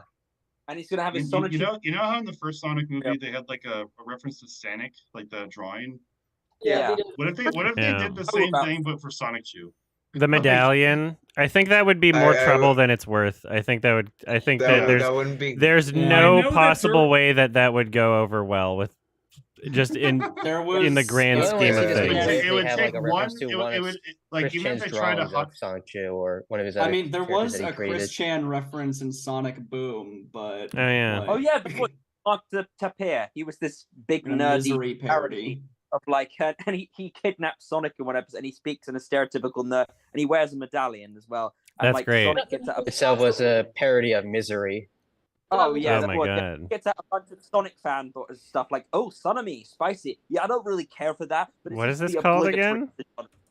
Sonic Boom. It's a TV show, and there's an episode where they parody Chris Chan. Oh my god, I have to see that. There's an episode where they parody the movie Misery, but instead of Annie Wilkes, it's a parody of Chris Chan. It's literally Chris Chan. Boom, the TV show. Honestly, I didn't know about this. And it's very explicit because you know what? How did you not know? Chris Chan had this too much lore incident where she like pepper sprayed a GameStop employee. I heard about that. Yeah, because Sonic's arms were blue and like Sonic Boom. Oh god! And they did a fucking gag in that episode where the character Mark is painting Sonic and says, "I just have to finish the arms." Wow! Like it's the whole thing's free on YouTube. Wow. Okay, I'm gonna watch this later. This is crazy. The Sonic Boom show is like actually like genuinely hilarious. I feel like reference about that too when they're like Sonic picks up another version of Sonic 2 on the card and say they never should have painted the what was it, legs blue or something. Just like, what is it about Sonic? Sonic has one of the weirdest fan bases. Yeah, it's more furry fan base. It's more like dark than the MLP fan base, you know? Yeah, but in a way, it's the other side of the fan base. The more dedicated, like the more sensibly dedicated side of the fan base, like me, that brought Sonic back in a way, brought him back to life. Have you seen Super Eye Patch's Wolf video on the Sonic the Hedgehog? I'll link it. Basically, like, he explains in the video how Sonic was kind of revived by his more like sensible fans, like who didn't drop horn of him and stuff like that and stuff. Not that there's Sonic anything Mania wrong with that. Yeah. The game Sonic Mania was made by Sonic fans. It was literally created by like a bunch of Sonic fan game modders who made, and then Sega hired them to make like a Sonic game with Sonic Mania, which is like the complete opposite of what Nintendo does, because Nintendo hates modders and destroys them in court. Whereas Sega, on the other hand, they actually hired modders to make a Sonic game for them with Sonic Mania, and it's awesome. Here's I'll watch that later. Do you think Jeff Fowler knows much about Chris Chan, or do you think he has like very? He has to know. 100% they have to know. There's no way that they don't know. But they just don't want to go any further into it because they shouldn't. They should not acknowledge it, but they know. Yeah, it'd be a bad idea to acknowledge it. Christian's just like a public figure on the internet at this point. It seems like the everyone most public knows figure them. on the internet. Yeah, of course. He's got a huge. He's The got his point own. where Christian was like, Tucker Carlson, new segment. Now Tucker Carlson's fired by Fox. I was also going to say, he's just gonna jump. Yeah. I think the main art director on Sonic Mania, Tyson Hess, the designer, he's the one who redesigned Sonic for the movie. Tyson Hess. Oh, nice. Yeah, I know that. So I am also kind of a Sonic fan. I'm not a creepy one, I promise, but But I had a couple of Sonic games growing up. I had like a Sonic collection for the PS2 called Sonic Mega Collection, which is my introduction to the franchise. And when I had my Wii, I had Mario and Sonic at the Olympic Games, which was my introduction to Mario, believe it or not. And I enjoyed that when I was a kid. And I eventually had to be playing games like Mario Kart Wii and Mario Galaxy. And Mario Galaxy is like my favorite game, along with Portal 2, and I think Resident Evil 4, honestly, is my favorite games currently. The new Resident Evil 4 or the old Resident Evil 4? I honestly don't know. I love the new Resident Evil 4 a lot, but the old one's I'm curious pretty good about it now. what it is. Yeah. Because I've seen some of the mods, and it's kind of funny. Like, if I could play it modded, you know? Yeah. Adam, this is a little unrelated. Okay, you can go Adam, first. this is a little unrelated, but you just brought up Resident Evil. I'm just gonna say, I completely agree with your take on Resident Evil 8.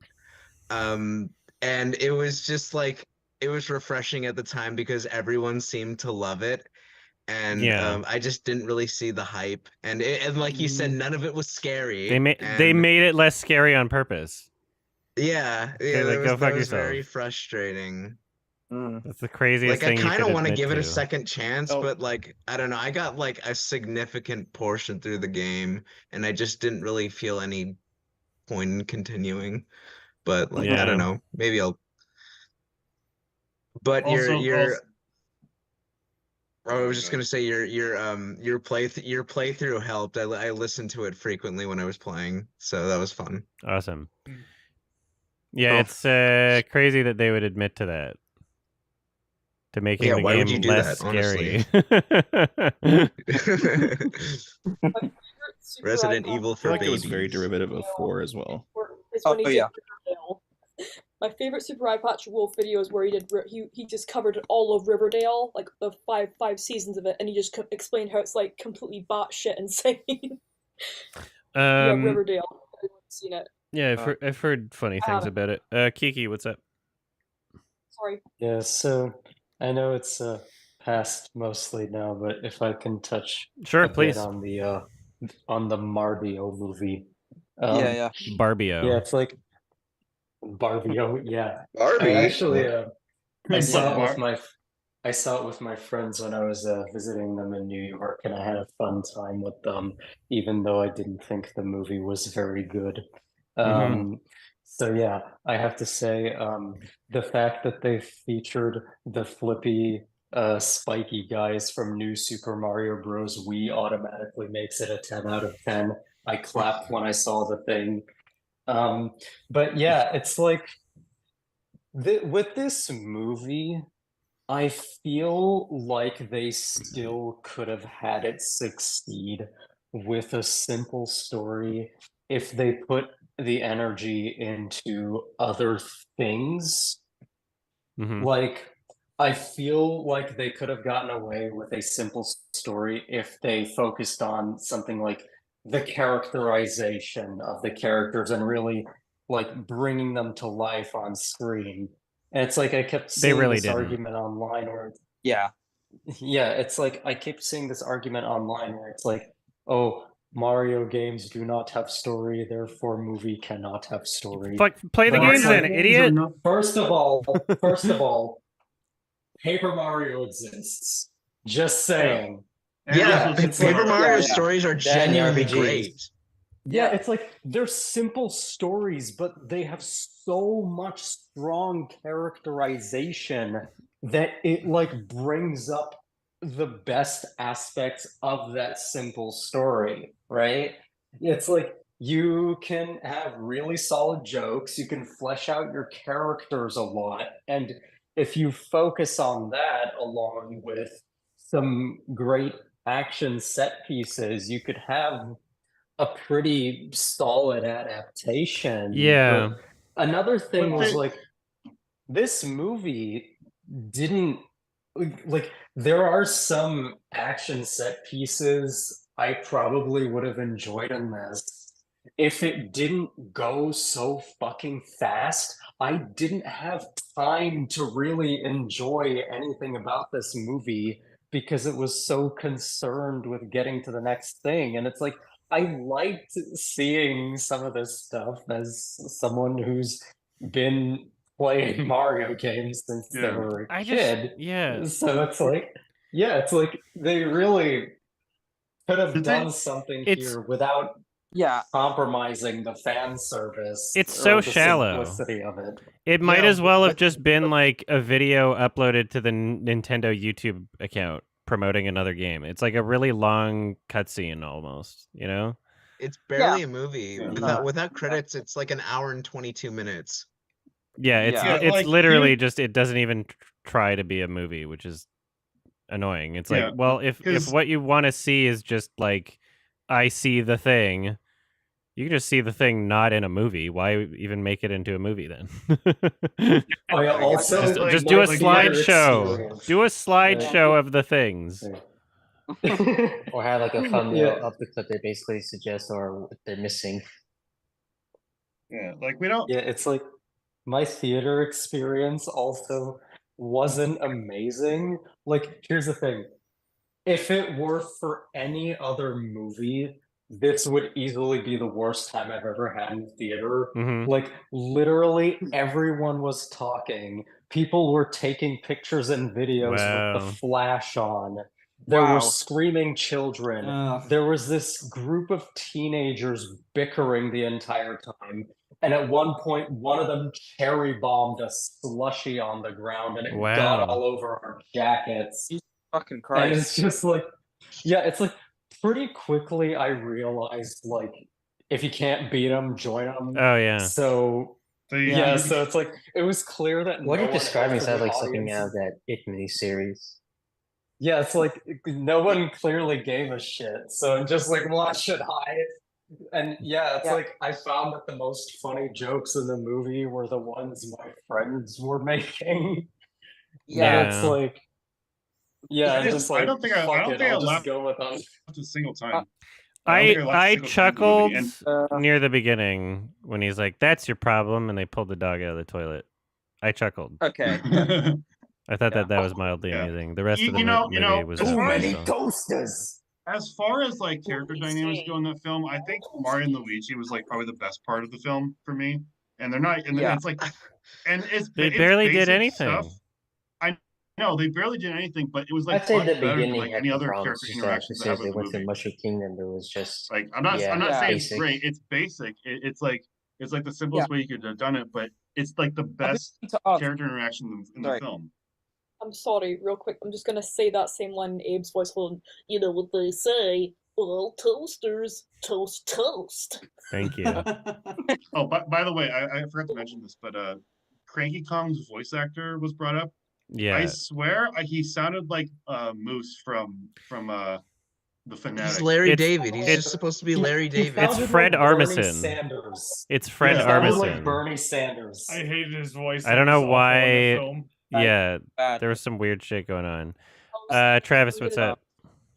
I was just someone earlier, just a minute ago, brought up the dynamic with Mario and Luigi. I'm gonna be honest. I didn't feel it, and most of the supporting really characters, surface like Toad, and especially the scene with Mario and Donkey Kong, you could have just swapped those characters out with Luigi. Yeah. And it wouldn't have made much of a difference. In fact, I honestly felt like it would have made it a lot better because it's the Super Mario Brothers movie. Because you need to have the dynamic of the tiny annoying one that's with the two other characters, and they had to have Peach in it instead of Mario, because it's literally the fucking formula. It's literally you have to have the small annoying one there, right?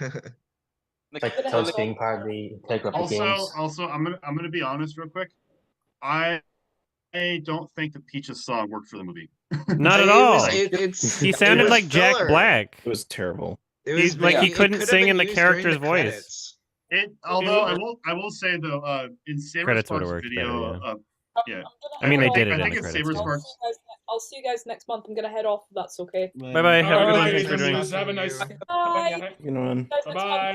Bye. So in Saber Sparks' review of the movie, he mentions the Peaches song, and he said that at first he thought Bowser was saying bitches, which is so much more funnier now to hear him like sing a song about bitches. Oh yeah, sure. I'll take it. You can easily make a parody of it where it's like some Bowser talking about how you don't have no bitches. Like fuck, it's just do anything remotely interesting. That's all I wanted. So here's my biggest problem with the movie is like the only thing. So I found the like the ad at the beginning to be remotely interesting, but it was already like a Super Bowl commercial. Like their plumbing commercial. It was like at the Super Bowl. So if I'm trying to imagine myself in the perspective of somebody who's like, okay, I just want to see the things being referenced in this film. I just want to see like, yo, fucking dude, Luigi or whatever, right? Like everything was shown in the trailers. There was like almost nothing to be surprised. Like they already showed that you were going to go in the Mario Karts and do Rainbow Road. They already showed that fucking Donkey Kong was in the movie. Like there was basically nothing that wasn't already in the ads. So I don't even understand if I'm to imagine of just like being excited to be shown a reference. Like there wasn't anything that I didn't see already, aside for like 3 things. Yeah, they showed way too much of the trailer. They showed the whole trailer. fucking Luckily, movie. Literally. I avoided the last trailer. I was lucky so in some of it. They also did this really obnoxious. The Mario Kart. They also did this really obnoxious thing in the trailer that I think I mentioned this in a previous hangout, but they advertised the movie like a Marvel movie, like with all the well, like intense, like all the intense like dun dun dun dun, dun or whatever. And, and like that's not the type of movie Illumination makes. Like, stop it. The Mario was profitable. Yes, Adam. Were more or less most of the characters. How did you feel about the voices? I mean, I mean, whose was the best? Did you like? I was comfortable with. I kind of enjoyed Charlie Day and Keegan-Michael Key. I think that they were good for what they were doing. Jack Black tried, but then lost it. Recently watched It's Always Sunny in Philadelphia. It was kind of hard to disconnect that. Oh yeah, I'm watching this show right now. All I can think of is that's Charlie doing a Luigi voice. I'm not as familiar with Always Sunny. But he like there were it worked. I think that those worked for the roles. Jack Black tried, but then kind of lost it during the song because it was no longer the character's voice. It was just like, okay, you just sound like Jack Black, and then everybody else was atrocious, like genuinely bad. Yeah, or just kind of subpar. Yeah, I think Charlie Davis would be good. Voice actor in the movie. Yeah, he did fine. Yeah. Did you also? I'm sure everybody noticed that like they had a lot of like references to other Nintendo properties. Like they had Mario playing like the NES in his in his room. Yeah. And I'm just wondering like what is like okay, so Nintendo exists in this universe. So who are like which platform or which property is their mascot in this universe? Like it's not Mario. Because like at the very beginning of the movie, they stopped the movie to show Kid Icarus gameplay. Yeah. Link. Oh, it's Link, obviously. I guess. Yeah. Well, because like at the very you know how at the very beginning of the movie. Oh no. After they play like the after they play the ad, I just know what that was. Yeah. When they play the ad for like the plumbing company. And then they have like Charles Martinet's cameo where he plays like the guy playing the Donkey Kong arcade game. Yeah.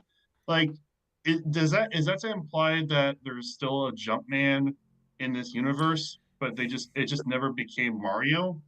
I think that there is zero chance that they've even had this conversation as writers. There's no way they even considered any of this. It doesn't matter. They don't care. They don't care about anything. I also find it weird that for a movie that takes place in New York, it was kind of weird that all I can think of is this place in like Illumination cinematic universe? Because I know Secret Life of Pets also takes place in New York, and they also have the same building. I keep thinking that. And Gru has appeared in Secret Life of Pets as like a cameo. So like they try to set like with Pixar, you know, the Pixar theory is there sort of an Illumination theory where like the whole character's all connected and they somehow exist. Does Mario exist? Yeah, I keep thinking that. I think he does. The MCU, the Mario Cinematic Universe. Yeah. Also, like, why did they even need to go into the Mushroom Kingdom at the end? Because like SMBC. It's not like because like the dad character is like upset that Mario like quit his previous job to become a plumber, and then like at the end of the movie when he saves Brooklyn, he's like, "I'm so proud of you, son." But then like, did they just like bring the plumbing business to the Mushroom Kingdom or something? Like it doesn't matter. I know it doesn't matter. Like they don't like these things happen because that's what happens in the game. They're not even trying to write a story. Yeah. They barely made a movie. I will admit I'm not looking for like a great writing in comparison to like the Puss in Boots movie. Like I'm just looking for something that is at least like average for the most mid DreamWorks film or something. Like it's a Mario. It looks like a Mario movie. It looks like a Mario. It looks like a bad Mario movie. Yeah. Are we expecting too much for this character? I don't think there's any great way to make a Mario film. Like there's just not there unless you. I want.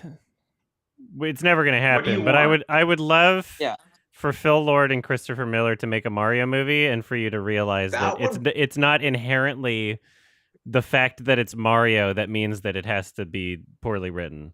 And also, even if let's say that it is inherent about the brand, even if let's say it is inherent about the brand, I mean, like, there's still no reason why like your expectations have to be set so low. You know? Like if the game, if it's so important for the games to not have a story, or like it's so important for the IP itself to not have a story, then why make a movie at all? Like why even bother other than just people make something that people like? I think while you were gone, somebody were you? Sorry, Taylor. Were you You're breaking up a little bit. Sorry, I couldn't hear what you were saying. I was going to ask you though. Were you here when somebody mentioned Paper Mario? Because apparently that's a good story. is what people are saying. That's a great. The Thousand Year Door has great writing. I love the Thousand Year Door. There's a lot of great also, characters. I would also like to add but Super that's Mario more RPG. of like The I'm Last of still Us. Like that's going to be more. You break it down into like that's a comprehensive, longer story that you would have to. That could be done. But I don't know. I just, again, my expectations were low because it's a kids' movie. There are lots of great, like you say all the time, Adam. There are tons of kids' films that have fantastic stories. I just feel like when you're adapting a platformer video game, there are ways this movie, the Super Mario Bros. Movie, could have been done better. It exceeded my expectations. I don't know. I totally agree with a lot of things you guys are saying. Like, especially I think they should have leaned more into like the Mario Bros, made it more Luigi, Mario centric, based the story off that relationship more, made it more about the Mario Bros instead of this Donkey Kong racing thing. But it felt like an action, quick-paced thing for me. So I see what you guys are saying. For me, I enjoyed it. I'm just trying to say, my opinion, but I totally get where you guys are you're from. perfectly I don't want you to enjoy it any less. Yeah, I'm glad. But the movie's bad. But it's a bad movie. Yeah. I absolutely loved what you were saying. And I'm glad you were able to talk for as long as you did, because I enjoyed it for what it was, but I just like, for the property, I just thought it could have been a lot better. Yeah. I'm gonna grab a beverage. We're all part of this movie kind of book clubby thing, because we love talking about films and we love looking deep into it. For me, Mario movie, I'm ready to just for me it's nostalgia. I'm looking to like it. I'll say that. Fair enough. And it's how you can have whatever experience you get out of it, because we're all different. And you are living proof that it is possible to enjoy the Mario movie and not be crazy about other people not enjoying it. So, of course, I do have one question. If only more Mario fans were like you. I appreciate the conversation, because I see the faults in it more talking to you guys too. So no, I appreciate the conversation. I do have one question though, Taylor. Have you seen any other Illumination movies before? No. Same. Okay. Yeah. That's funny, because I've seen all of them at this point. So I'll be right back. But I have not seen a single Illumination movie, and I am never going to, including Mario. I've seen every Illumination movie. As somebody that has those, I'm just not watching properties, it. even the sequel to Despicable Me. I don't care how many times you're gonna call me, but let's just say I've seen everything. Yeah. Despicable Me 1 is like the only Illumination movie that I can actually feel like I can like revisit, because it's before it's before like they got super obnoxious with like the minions stuff. And it actually was kind of funny. Like I liked Gru as a character. I thought he was like funny. He was likable. Yeah. And also a hilarious villain. Like Vector as a Vector. Oh my god, yeah. I think what the difference is that they had to try. It was their first ever movie, and they're like, okay, we're starting up. We have to fucking give a shit. And the Minions, does everyone here hate the Minions, or like they're kind of indifferent towards them? Oh yeah, I don't. I hate they're kind of their I'm logo brand now, like Mickey Mouse. I only hate the Minions with how current Illumination uses them. Like I don't think there's something that would like be inherently terrible if used not in a babyish or obnoxious way like they have been using for like the past couple movies. Like there's only like one scene in the original Despicable Me that kind of hits that same like where they vibe. go to the supermarket. Yeah, exactly. Like that. Like that really the only scene there is the fucking ground zero for all of fucking the future Illumination films from that point on. That you just know the moment you see with them fucking singing Banana and them dressed as a babe and they do karaoke and you're like, oh god, that's gonna be every fucking, as a 13-year-old kid, when I watched it, I thought like, these guys are funny.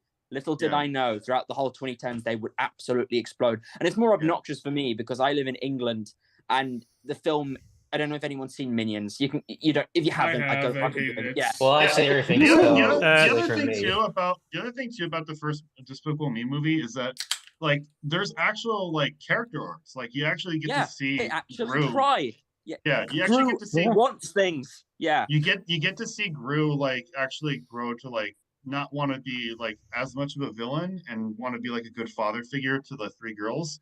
Like it's nice to see, and you don't get that from any other Illumination movie now, and it's kind of sad because it's because it's their first one and they had to try, and then they just stopped giving a fuck because they just raked in the money, and then you're like, no, fuck it, no. Yeah. We're not going to try. He still made money, so what are you going to do about that? Also, did you guys see that was they like have did you guys also get a trailer for the next Illumination movie when seeing the Mario movie? I did. I got one. Yeah, it's from the directors Birds or something. I think the one thing that will stand apart is that it's from the directors of Ernest and Southstein, like a French anime doing it. But yeah, it just kind of looks like any typical Illumination. But I'm hoping or crossing my fingers that the director only thing is about that. Yeah, sorry. The only thing about that trailer that sticks out to me is just like the one shot of like the tall bird like looking at the camera, and that's about it. Like there's nothing there. Yeah, I have to. I just hope that the director of Ernest and Southstein will do something with the studio. I have to wrap this up soon. No, fair enough. FYI, everybody, I have to wrap this up soon. So no, yeah. If I usually go through and just say everybody's name if you want like final question or comment. So I'll just do that in order of how I see people on the screen. BC 467, what's up? Yeah, I've had my hand up for a while. I thought I could have sworn Olivia mentioned my name for a second or something. Was there something you wanted to say? I did not say anything. Okay, I could have sworn maybe it was just something in my head. I'm so sorry about that. But I have a couple of things. Well, sure.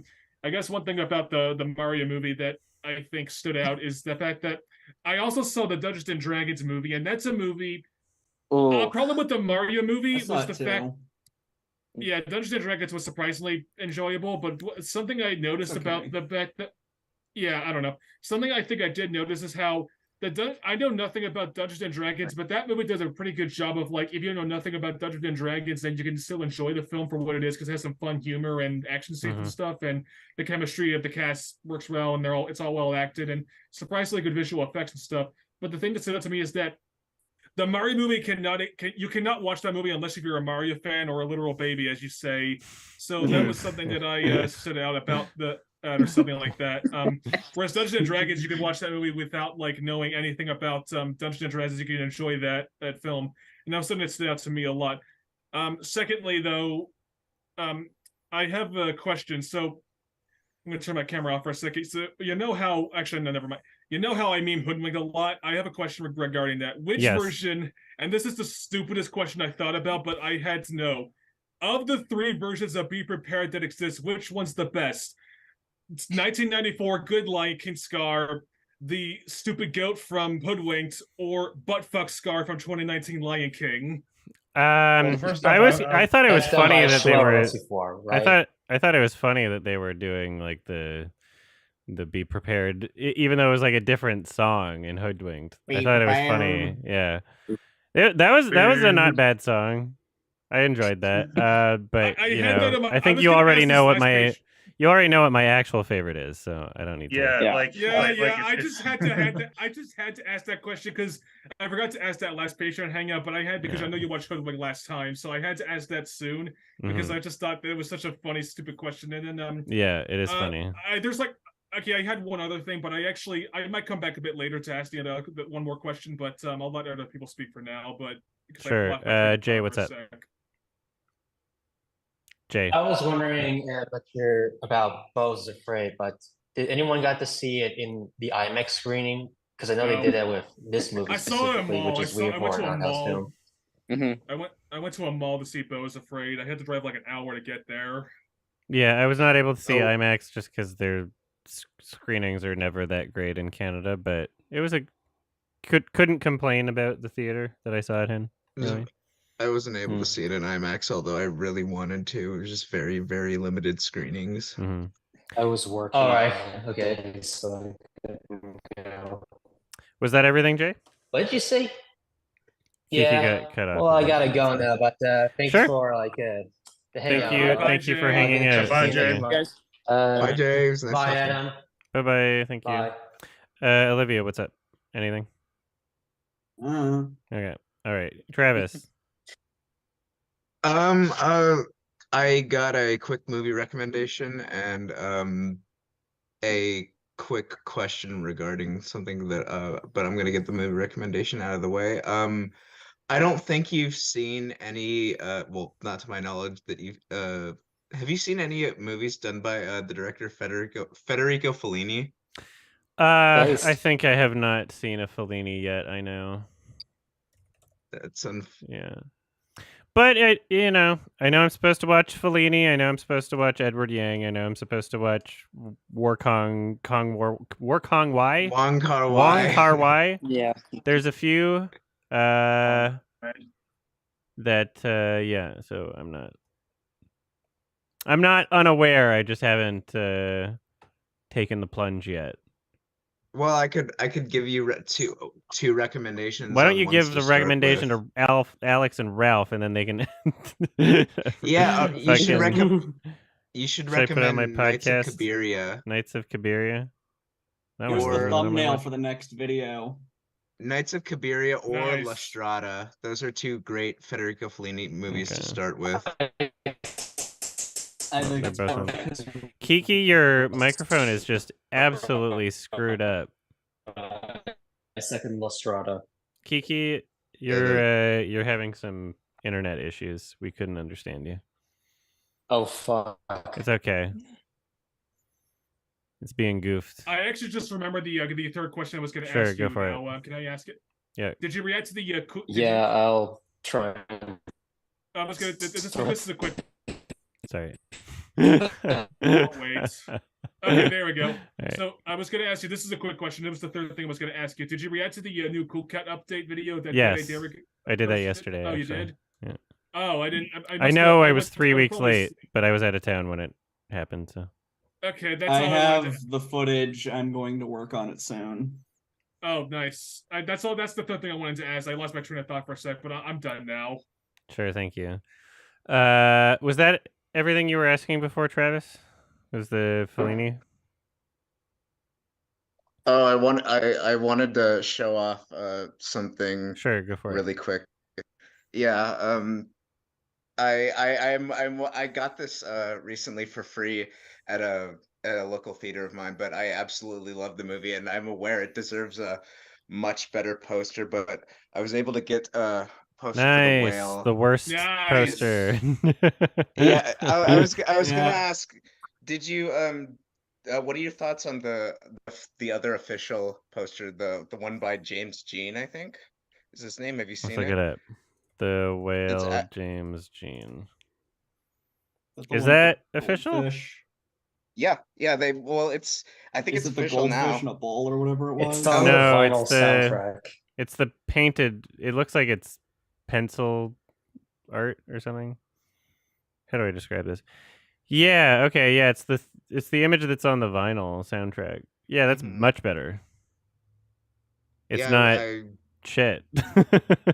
Yeah, I think it's great. I think they were doing like a couple giveaways for like signed posters for one, but those were like as hard as like the VHS climax to get.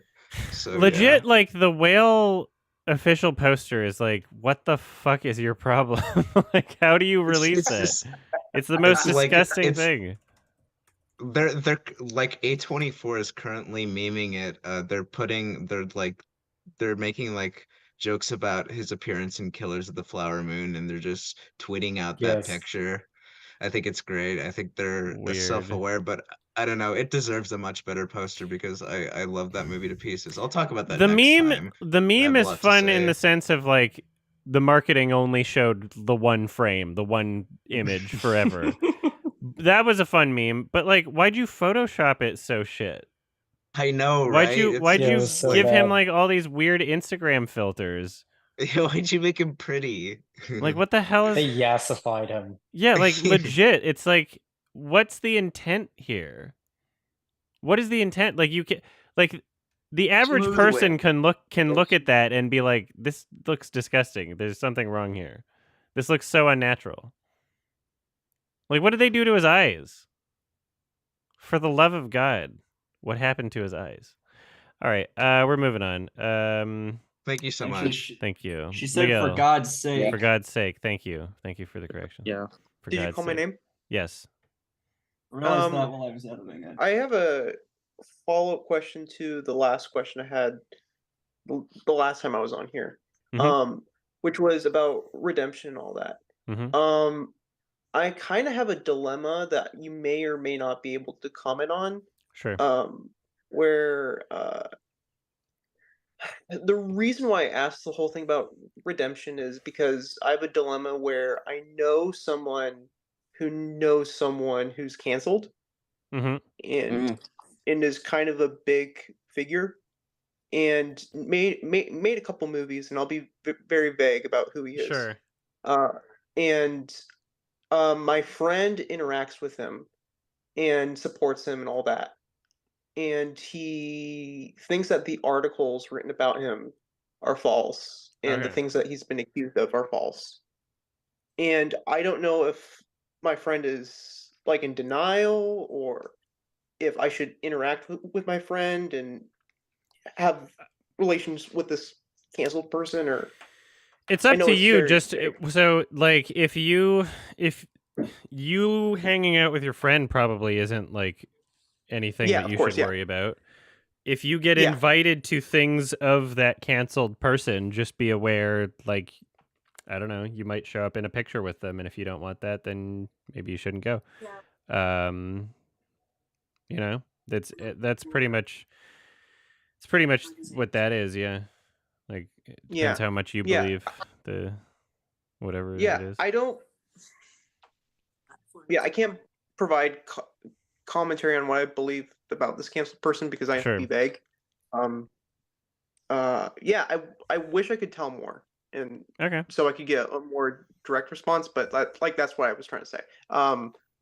Last time I was on here, I think this person has changed a bit. I don't think that all the things about him are correct. I think he's been mislabeled and stuff like that. And I think he has gotten redemption, in some way. But yeah, it's weird. Sorry. Yeah. It's okay. Yeah. Yeah. Okay. Use your own judgment, I guess. I think at the end of the day, we have to remember that these people are always going to be human beings, and they're like, just because somebody's canceled doesn't mean that they're going to like disappear entirely. So they still have to like live their lives and stuff. So a lot of people seem to think that canceling means like the person just ceases to exist in reality, and that's just not the case. So I think the person's a good person, and I don't think I need to stray far away from them. But there's like a thing in the back of my mind, which is like, what if the things said about him are true? Which is very difficult to think about. I can understand. Yeah. Yeah, that's fair. Yeah. Fair. Sorry. That's okay. Okay, thank you for the question. No, thank you. The answer. Taylor, what's up? Well, I just want to say hello to everybody again. Good to see everybody. As I look forward to these every month. Always a good time. And now I'm looking forward to seeing Sonichu and Chip and Dale, the sequel. Established. But no, it was good to talk about the Mario movie. And as much as we disagree on that front, I'm a bit of a sports boy myself, and I'm always championing the AI looking over the rules. Yeah. So please continue to do that, because no one else agrees with me on that. Because they're crazy. It's like the most obvious. I don't care about sports, so I don't know how to. It's the most obvious thing. It's a game. It's like any other game. It has rules. Like, it should be, if you can have an unbiased opinion that can computerize it, then why would you not do that? I don't understand the attachment to these. The technology isn't there yet for everything, but it is for certain things. There's certain aspects where the technology is there, but others where we'll have I'm to just wait a saying bit. we should be encouraging. Yeah. Because like I don't think every single, like, I also don't think we need to replace referees entirely with AI, but no, because there's a like, lot of decisions that can be made in the moment. But like with sports like baseball, where like I said before, like the umpires have like so much control over like how the game runs. It's unreasonable. That it's kind of like it's when unreasonable. When it needs like, to go to a review, like a lot of people. Yeah, because like a lot of people give referees crap in other sports for like, oh, you didn't call that play right, but you know, it doesn't change. You can argue how much it changes the game itself, but it's like every single play that happens in baseball is like completely in the control of the umpires. So it's like the entire game just relies on human error, basically. Right. So there needs to be a coach's challenge where then it goes to the AI or to the unbiased. I think they did that in like tennis or something. Yeah. Anyway, my question would be if you've seen the season 6 Black Mirror trailer that came out today. No, because I don't want like the only thing I would get out of that would just be knowing that season 6 is happening, right? Like I don't want to know what an episode looks like or might be about before I watch it. Okay. So I'm aware that the trailer exists, which that means it did its job. I'm aware that there's a season 6 happening. Cool. Do we have the date? I guess I could look that up too. Do you know any of the actors in it or anything? No. Okay. Yeah, no, it's not a giveaway. It's not really a giveaway trailer, but I was just curious. Cool. Okay, thank you so much. Hewlett fan 96. Oh yeah. Sure. I've been meaning to ask what was I gonna say? Yeah. What do you think about people who just like have you ever had like a movie or whatever that you enjoyed or whatever, but you had like a social stigma about? Like, what do you think about people who have a social stigma and choose to like certain movies just because you know they'll think that'll get them certain clout in certain fields? Like, did you ever have that with certain films when you were young? Like, oh, you had a sort of like obscure film that you knew and you had a sort of entitlement towards it because you sort of like, oh, I'm the only one who knows about this film. There was like maybe the first week that I started discovering like fucking indie foreign films like to a real degree. Maybe I think I made one post on 4chan being like, you don't even know who this is. And then someone was like, it's Michelle Hanukkah. And I was like, okay, maybe I'm not that special. And then I got over it pretty quickly. I discovered Old Boy because of you, Adam, and your video. And at first, when I love Old Boy because and I loved Old Boy, and I had a smug sense of entitlement, you know, because of like you were part of the cool kids club. Like, oh, we liked it's. You can see this with like the film cinema. A lot of people, like a lot of hipsters, have that way towards you know, or just like certain genres of film. That you know, when Korean cinema became huge because of Parasite, there'll be people like, oh, we've been liking it since 2003 or whatever. You know, we liked it before it was cool to enjoy it. You know. Yeah, but I want it. But the goal is for more people to enjoy it, though. So I'm never gonna be like, oh no, now it's not cool anymore. Like, I can't listen to my favorite band anymore because everybody like. No, the goal is for more people to enjoy it. I want it. The more people that see it, the more money they make, and if they're true artists that you enjoy, you want to see them get money and fund more projects and have more pull and control and leverage in the industry. Yeah, I know, but to so many film reviewers, and I think we're all guilty, it never feels special, you know, as well, because there's always that thrill of it just like seemingly being obscure. Like the same thing with like Rick and Morty, but it was once obscure, but it just exploded, and people are annoyed at that, you know, that they wanted to feel cool for liking some obscure sort of smart film. And yeah. I don't feel any worse from something getting popular. I feel like I'm still able to retain my smug sense of entitlement because I have recorded evidence of me enjoying it before everybody else did. Yeah. Because I record my thing and post it on YouTube. I'm like, actually, you'll see that I was watching Rick and Morty before you. I was talking about the Safdie brothers before anybody. I was talking about fucking... You know, Denis Villeneuve before everybody. You know, I talked about the movie, Bong Joon-ho, like any Korean movie. I talked about fucking There were like 2 obscure horror movies that got really big. I talked about them before everybody else, like fucking Skinamarink, and we're all going to the World's Fair, and like I Michelle think that. Franco? Sorry. Yeah. I was just gonna say Michelle Franco. Yeah, I Michelle found out about him from Franco. He's not even big yet. Antonio Campos got bigger. You know, fucking Jim Cummings talked about way before I love everybody. Jim Cummings. Fucking Matt Johnson. Oh, and we're Kenny, using Nanoland. I was just gonna add Nanoland. Yeah. Just Cool gonna add Cat, really quick. Neil Breen. We're using a lot of Jim Cummings videos in film school. Nice. The one at least he's where a very helpful resource. He's like really great for that.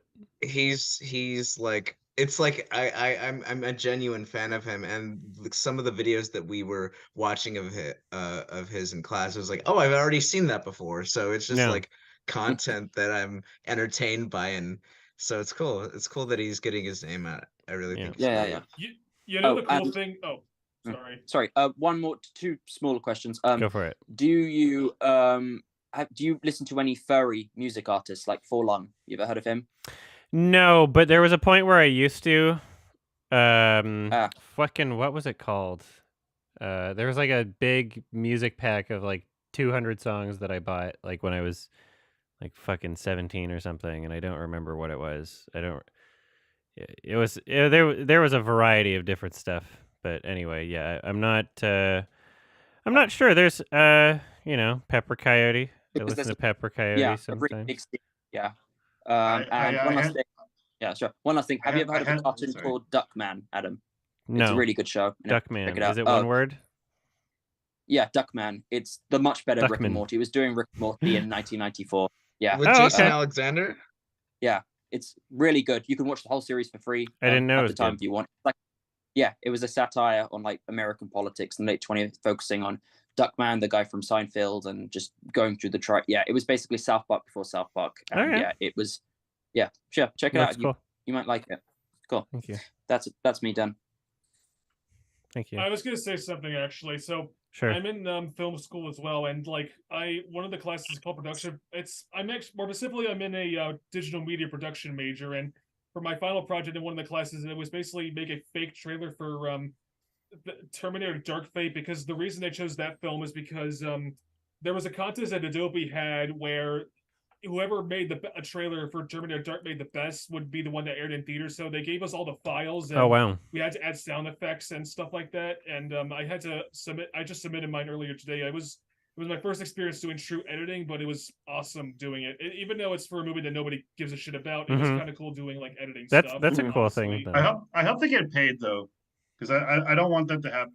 Because like that situation kind of reminds me of the situation with the Old Boy remake, where the person that like designed the poster like did not get paid for. But that's a different type of contract. A contest is probably in writing that you're not getting paid. Right. Already. Fair Whereas enough. like Old Boy, they just stole a design from somebody. At the very least, like maybe some sort of credit for like, oh, this trailer. 100% you should get credit. Yeah, it should go in your resume. That would be why you would want to do it. Is that you can have it in your editing resume and hopefully get a job.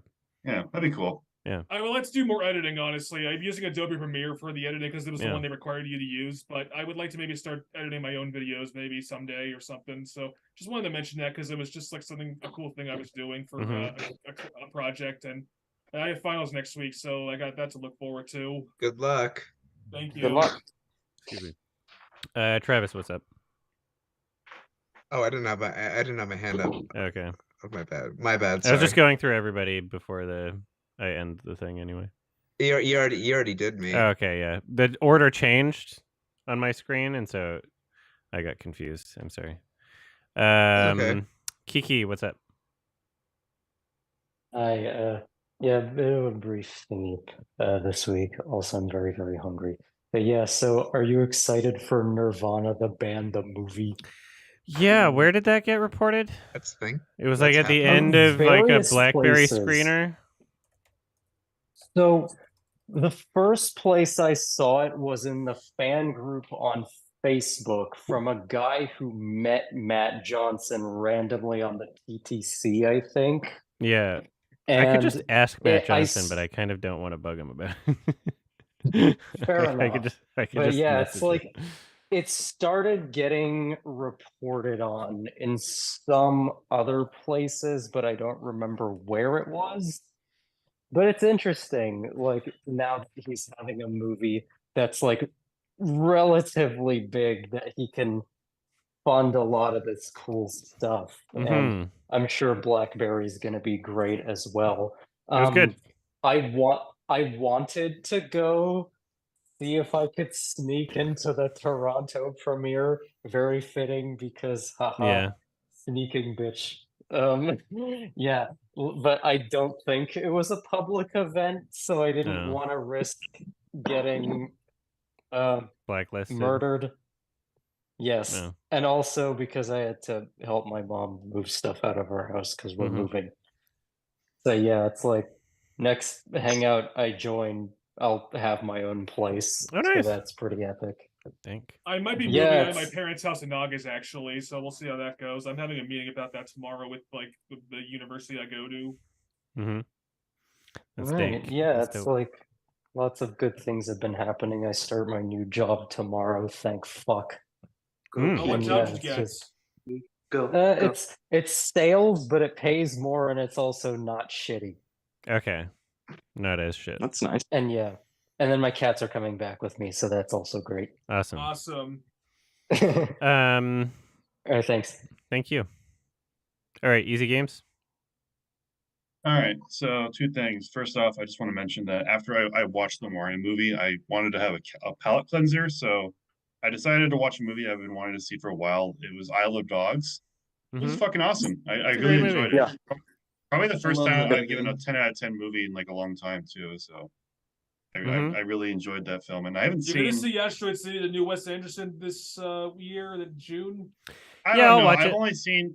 I've only seen the stop motion animations that he's done, so I would be more excited for one of those if that came up more than like the live action. I had to watch Rushmore as like the final film for my film class, and I have to watch for my final paper in film class. I have to watch Arrival as part of a sci-fi analysis thing that I have to do. So I gotta do that later today or tomorrow or something.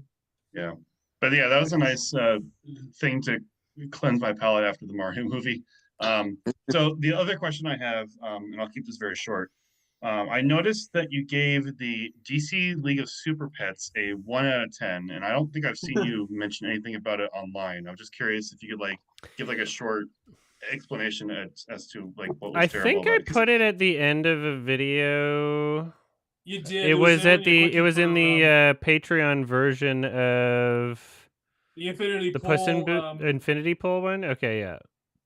Okay, I must have missed it then. It was in the uncensored Patreon version because I was like, I kind of wanted to shit on it, but like I barely watched any of it. It was like one of those, and I was like, no one who's on my Patreon is gonna give me shit for talking about a movie without watching to the credits. So I just kind of dropped it there. Yeah. But yeah, I just kind of wondered like because I know absolutely nothing about the movie. It doesn't look like terrible, but at the same time, it's like I don't know if it's like it was just embarrassing. The Rock sucks. Kevin Hart's voice acting was really, really funny. There's one more question I have. I'm sorry if I keep mentioning a question. I know, right? All right, wait. Was that it for everybody else, and then we'll finish with. Yeah, that's it for me. Okay. It's just a quick question. It's like very simple. Which Sure. one would you consider the worst voice actor? Dwayne Johnson in DC's Stupid Pets, or Cricket from the Pinocchio, the Robert Zemeckis one? Joseph Gordon-Levitt as Jiminy Cricket is like maybe the worst ever. God damn. He's pretty bad. He's like I don't understand how you could make it that bad if you tried. That's like impressively bad. That's like weird. Like I'm not seeing something real. All right, that's all I have. Thank you. I'm done now. Cool. Also, The Rock's like not really an actor, and Joseph Gordon-Levitt is, which is even more embarrassing. I still cannot believe that Dwayne Johnson has a thing in his contract that says that he's not like if he's put in a movie, he's not like the filmmakers are not allowed to have him losing a fight on screen. Of course, that's so insane. Like especially because isn't Black Adam supposed to be like a villain? Like, yeah, well, it's like a non-starter for like a. There are no villain movies. I know. There are no villain It's really movies, annoying. really. They always just make them good guys. Is that going to be is that going to be the thumbnail, Olivia? Yep. Great job. Is the next That's Hangout awesome. happening He looks so is the naked. next He looks like he's taking a bubble bath. is the next Hangout on Friday? Actually, no. He looks What's like out the on cover next of, Hangout on Friday? I don't know. I'm going to look at my calendar and I'll post something soon. The cover Alright, of Nevermind. Thank you. Yeah. I've got to go, everybody. I've got to get more work done. So. All right, I'll see you next Thank you so Hangout. much. Thanks for hanging out, everybody. Today, or... Sorry, what? Am I guys. streaming Bye. today? Bye. I do not know if I'm streaming today or not. I'm gonna Okay. Well, I'm gonna take a little bit of a break and I'm gonna rest my voice a bit and see if I can record some review stuff maybe off stream. I don't know, but I don't know. I'll see you later. Peace I out. might make it to the next page on Hangout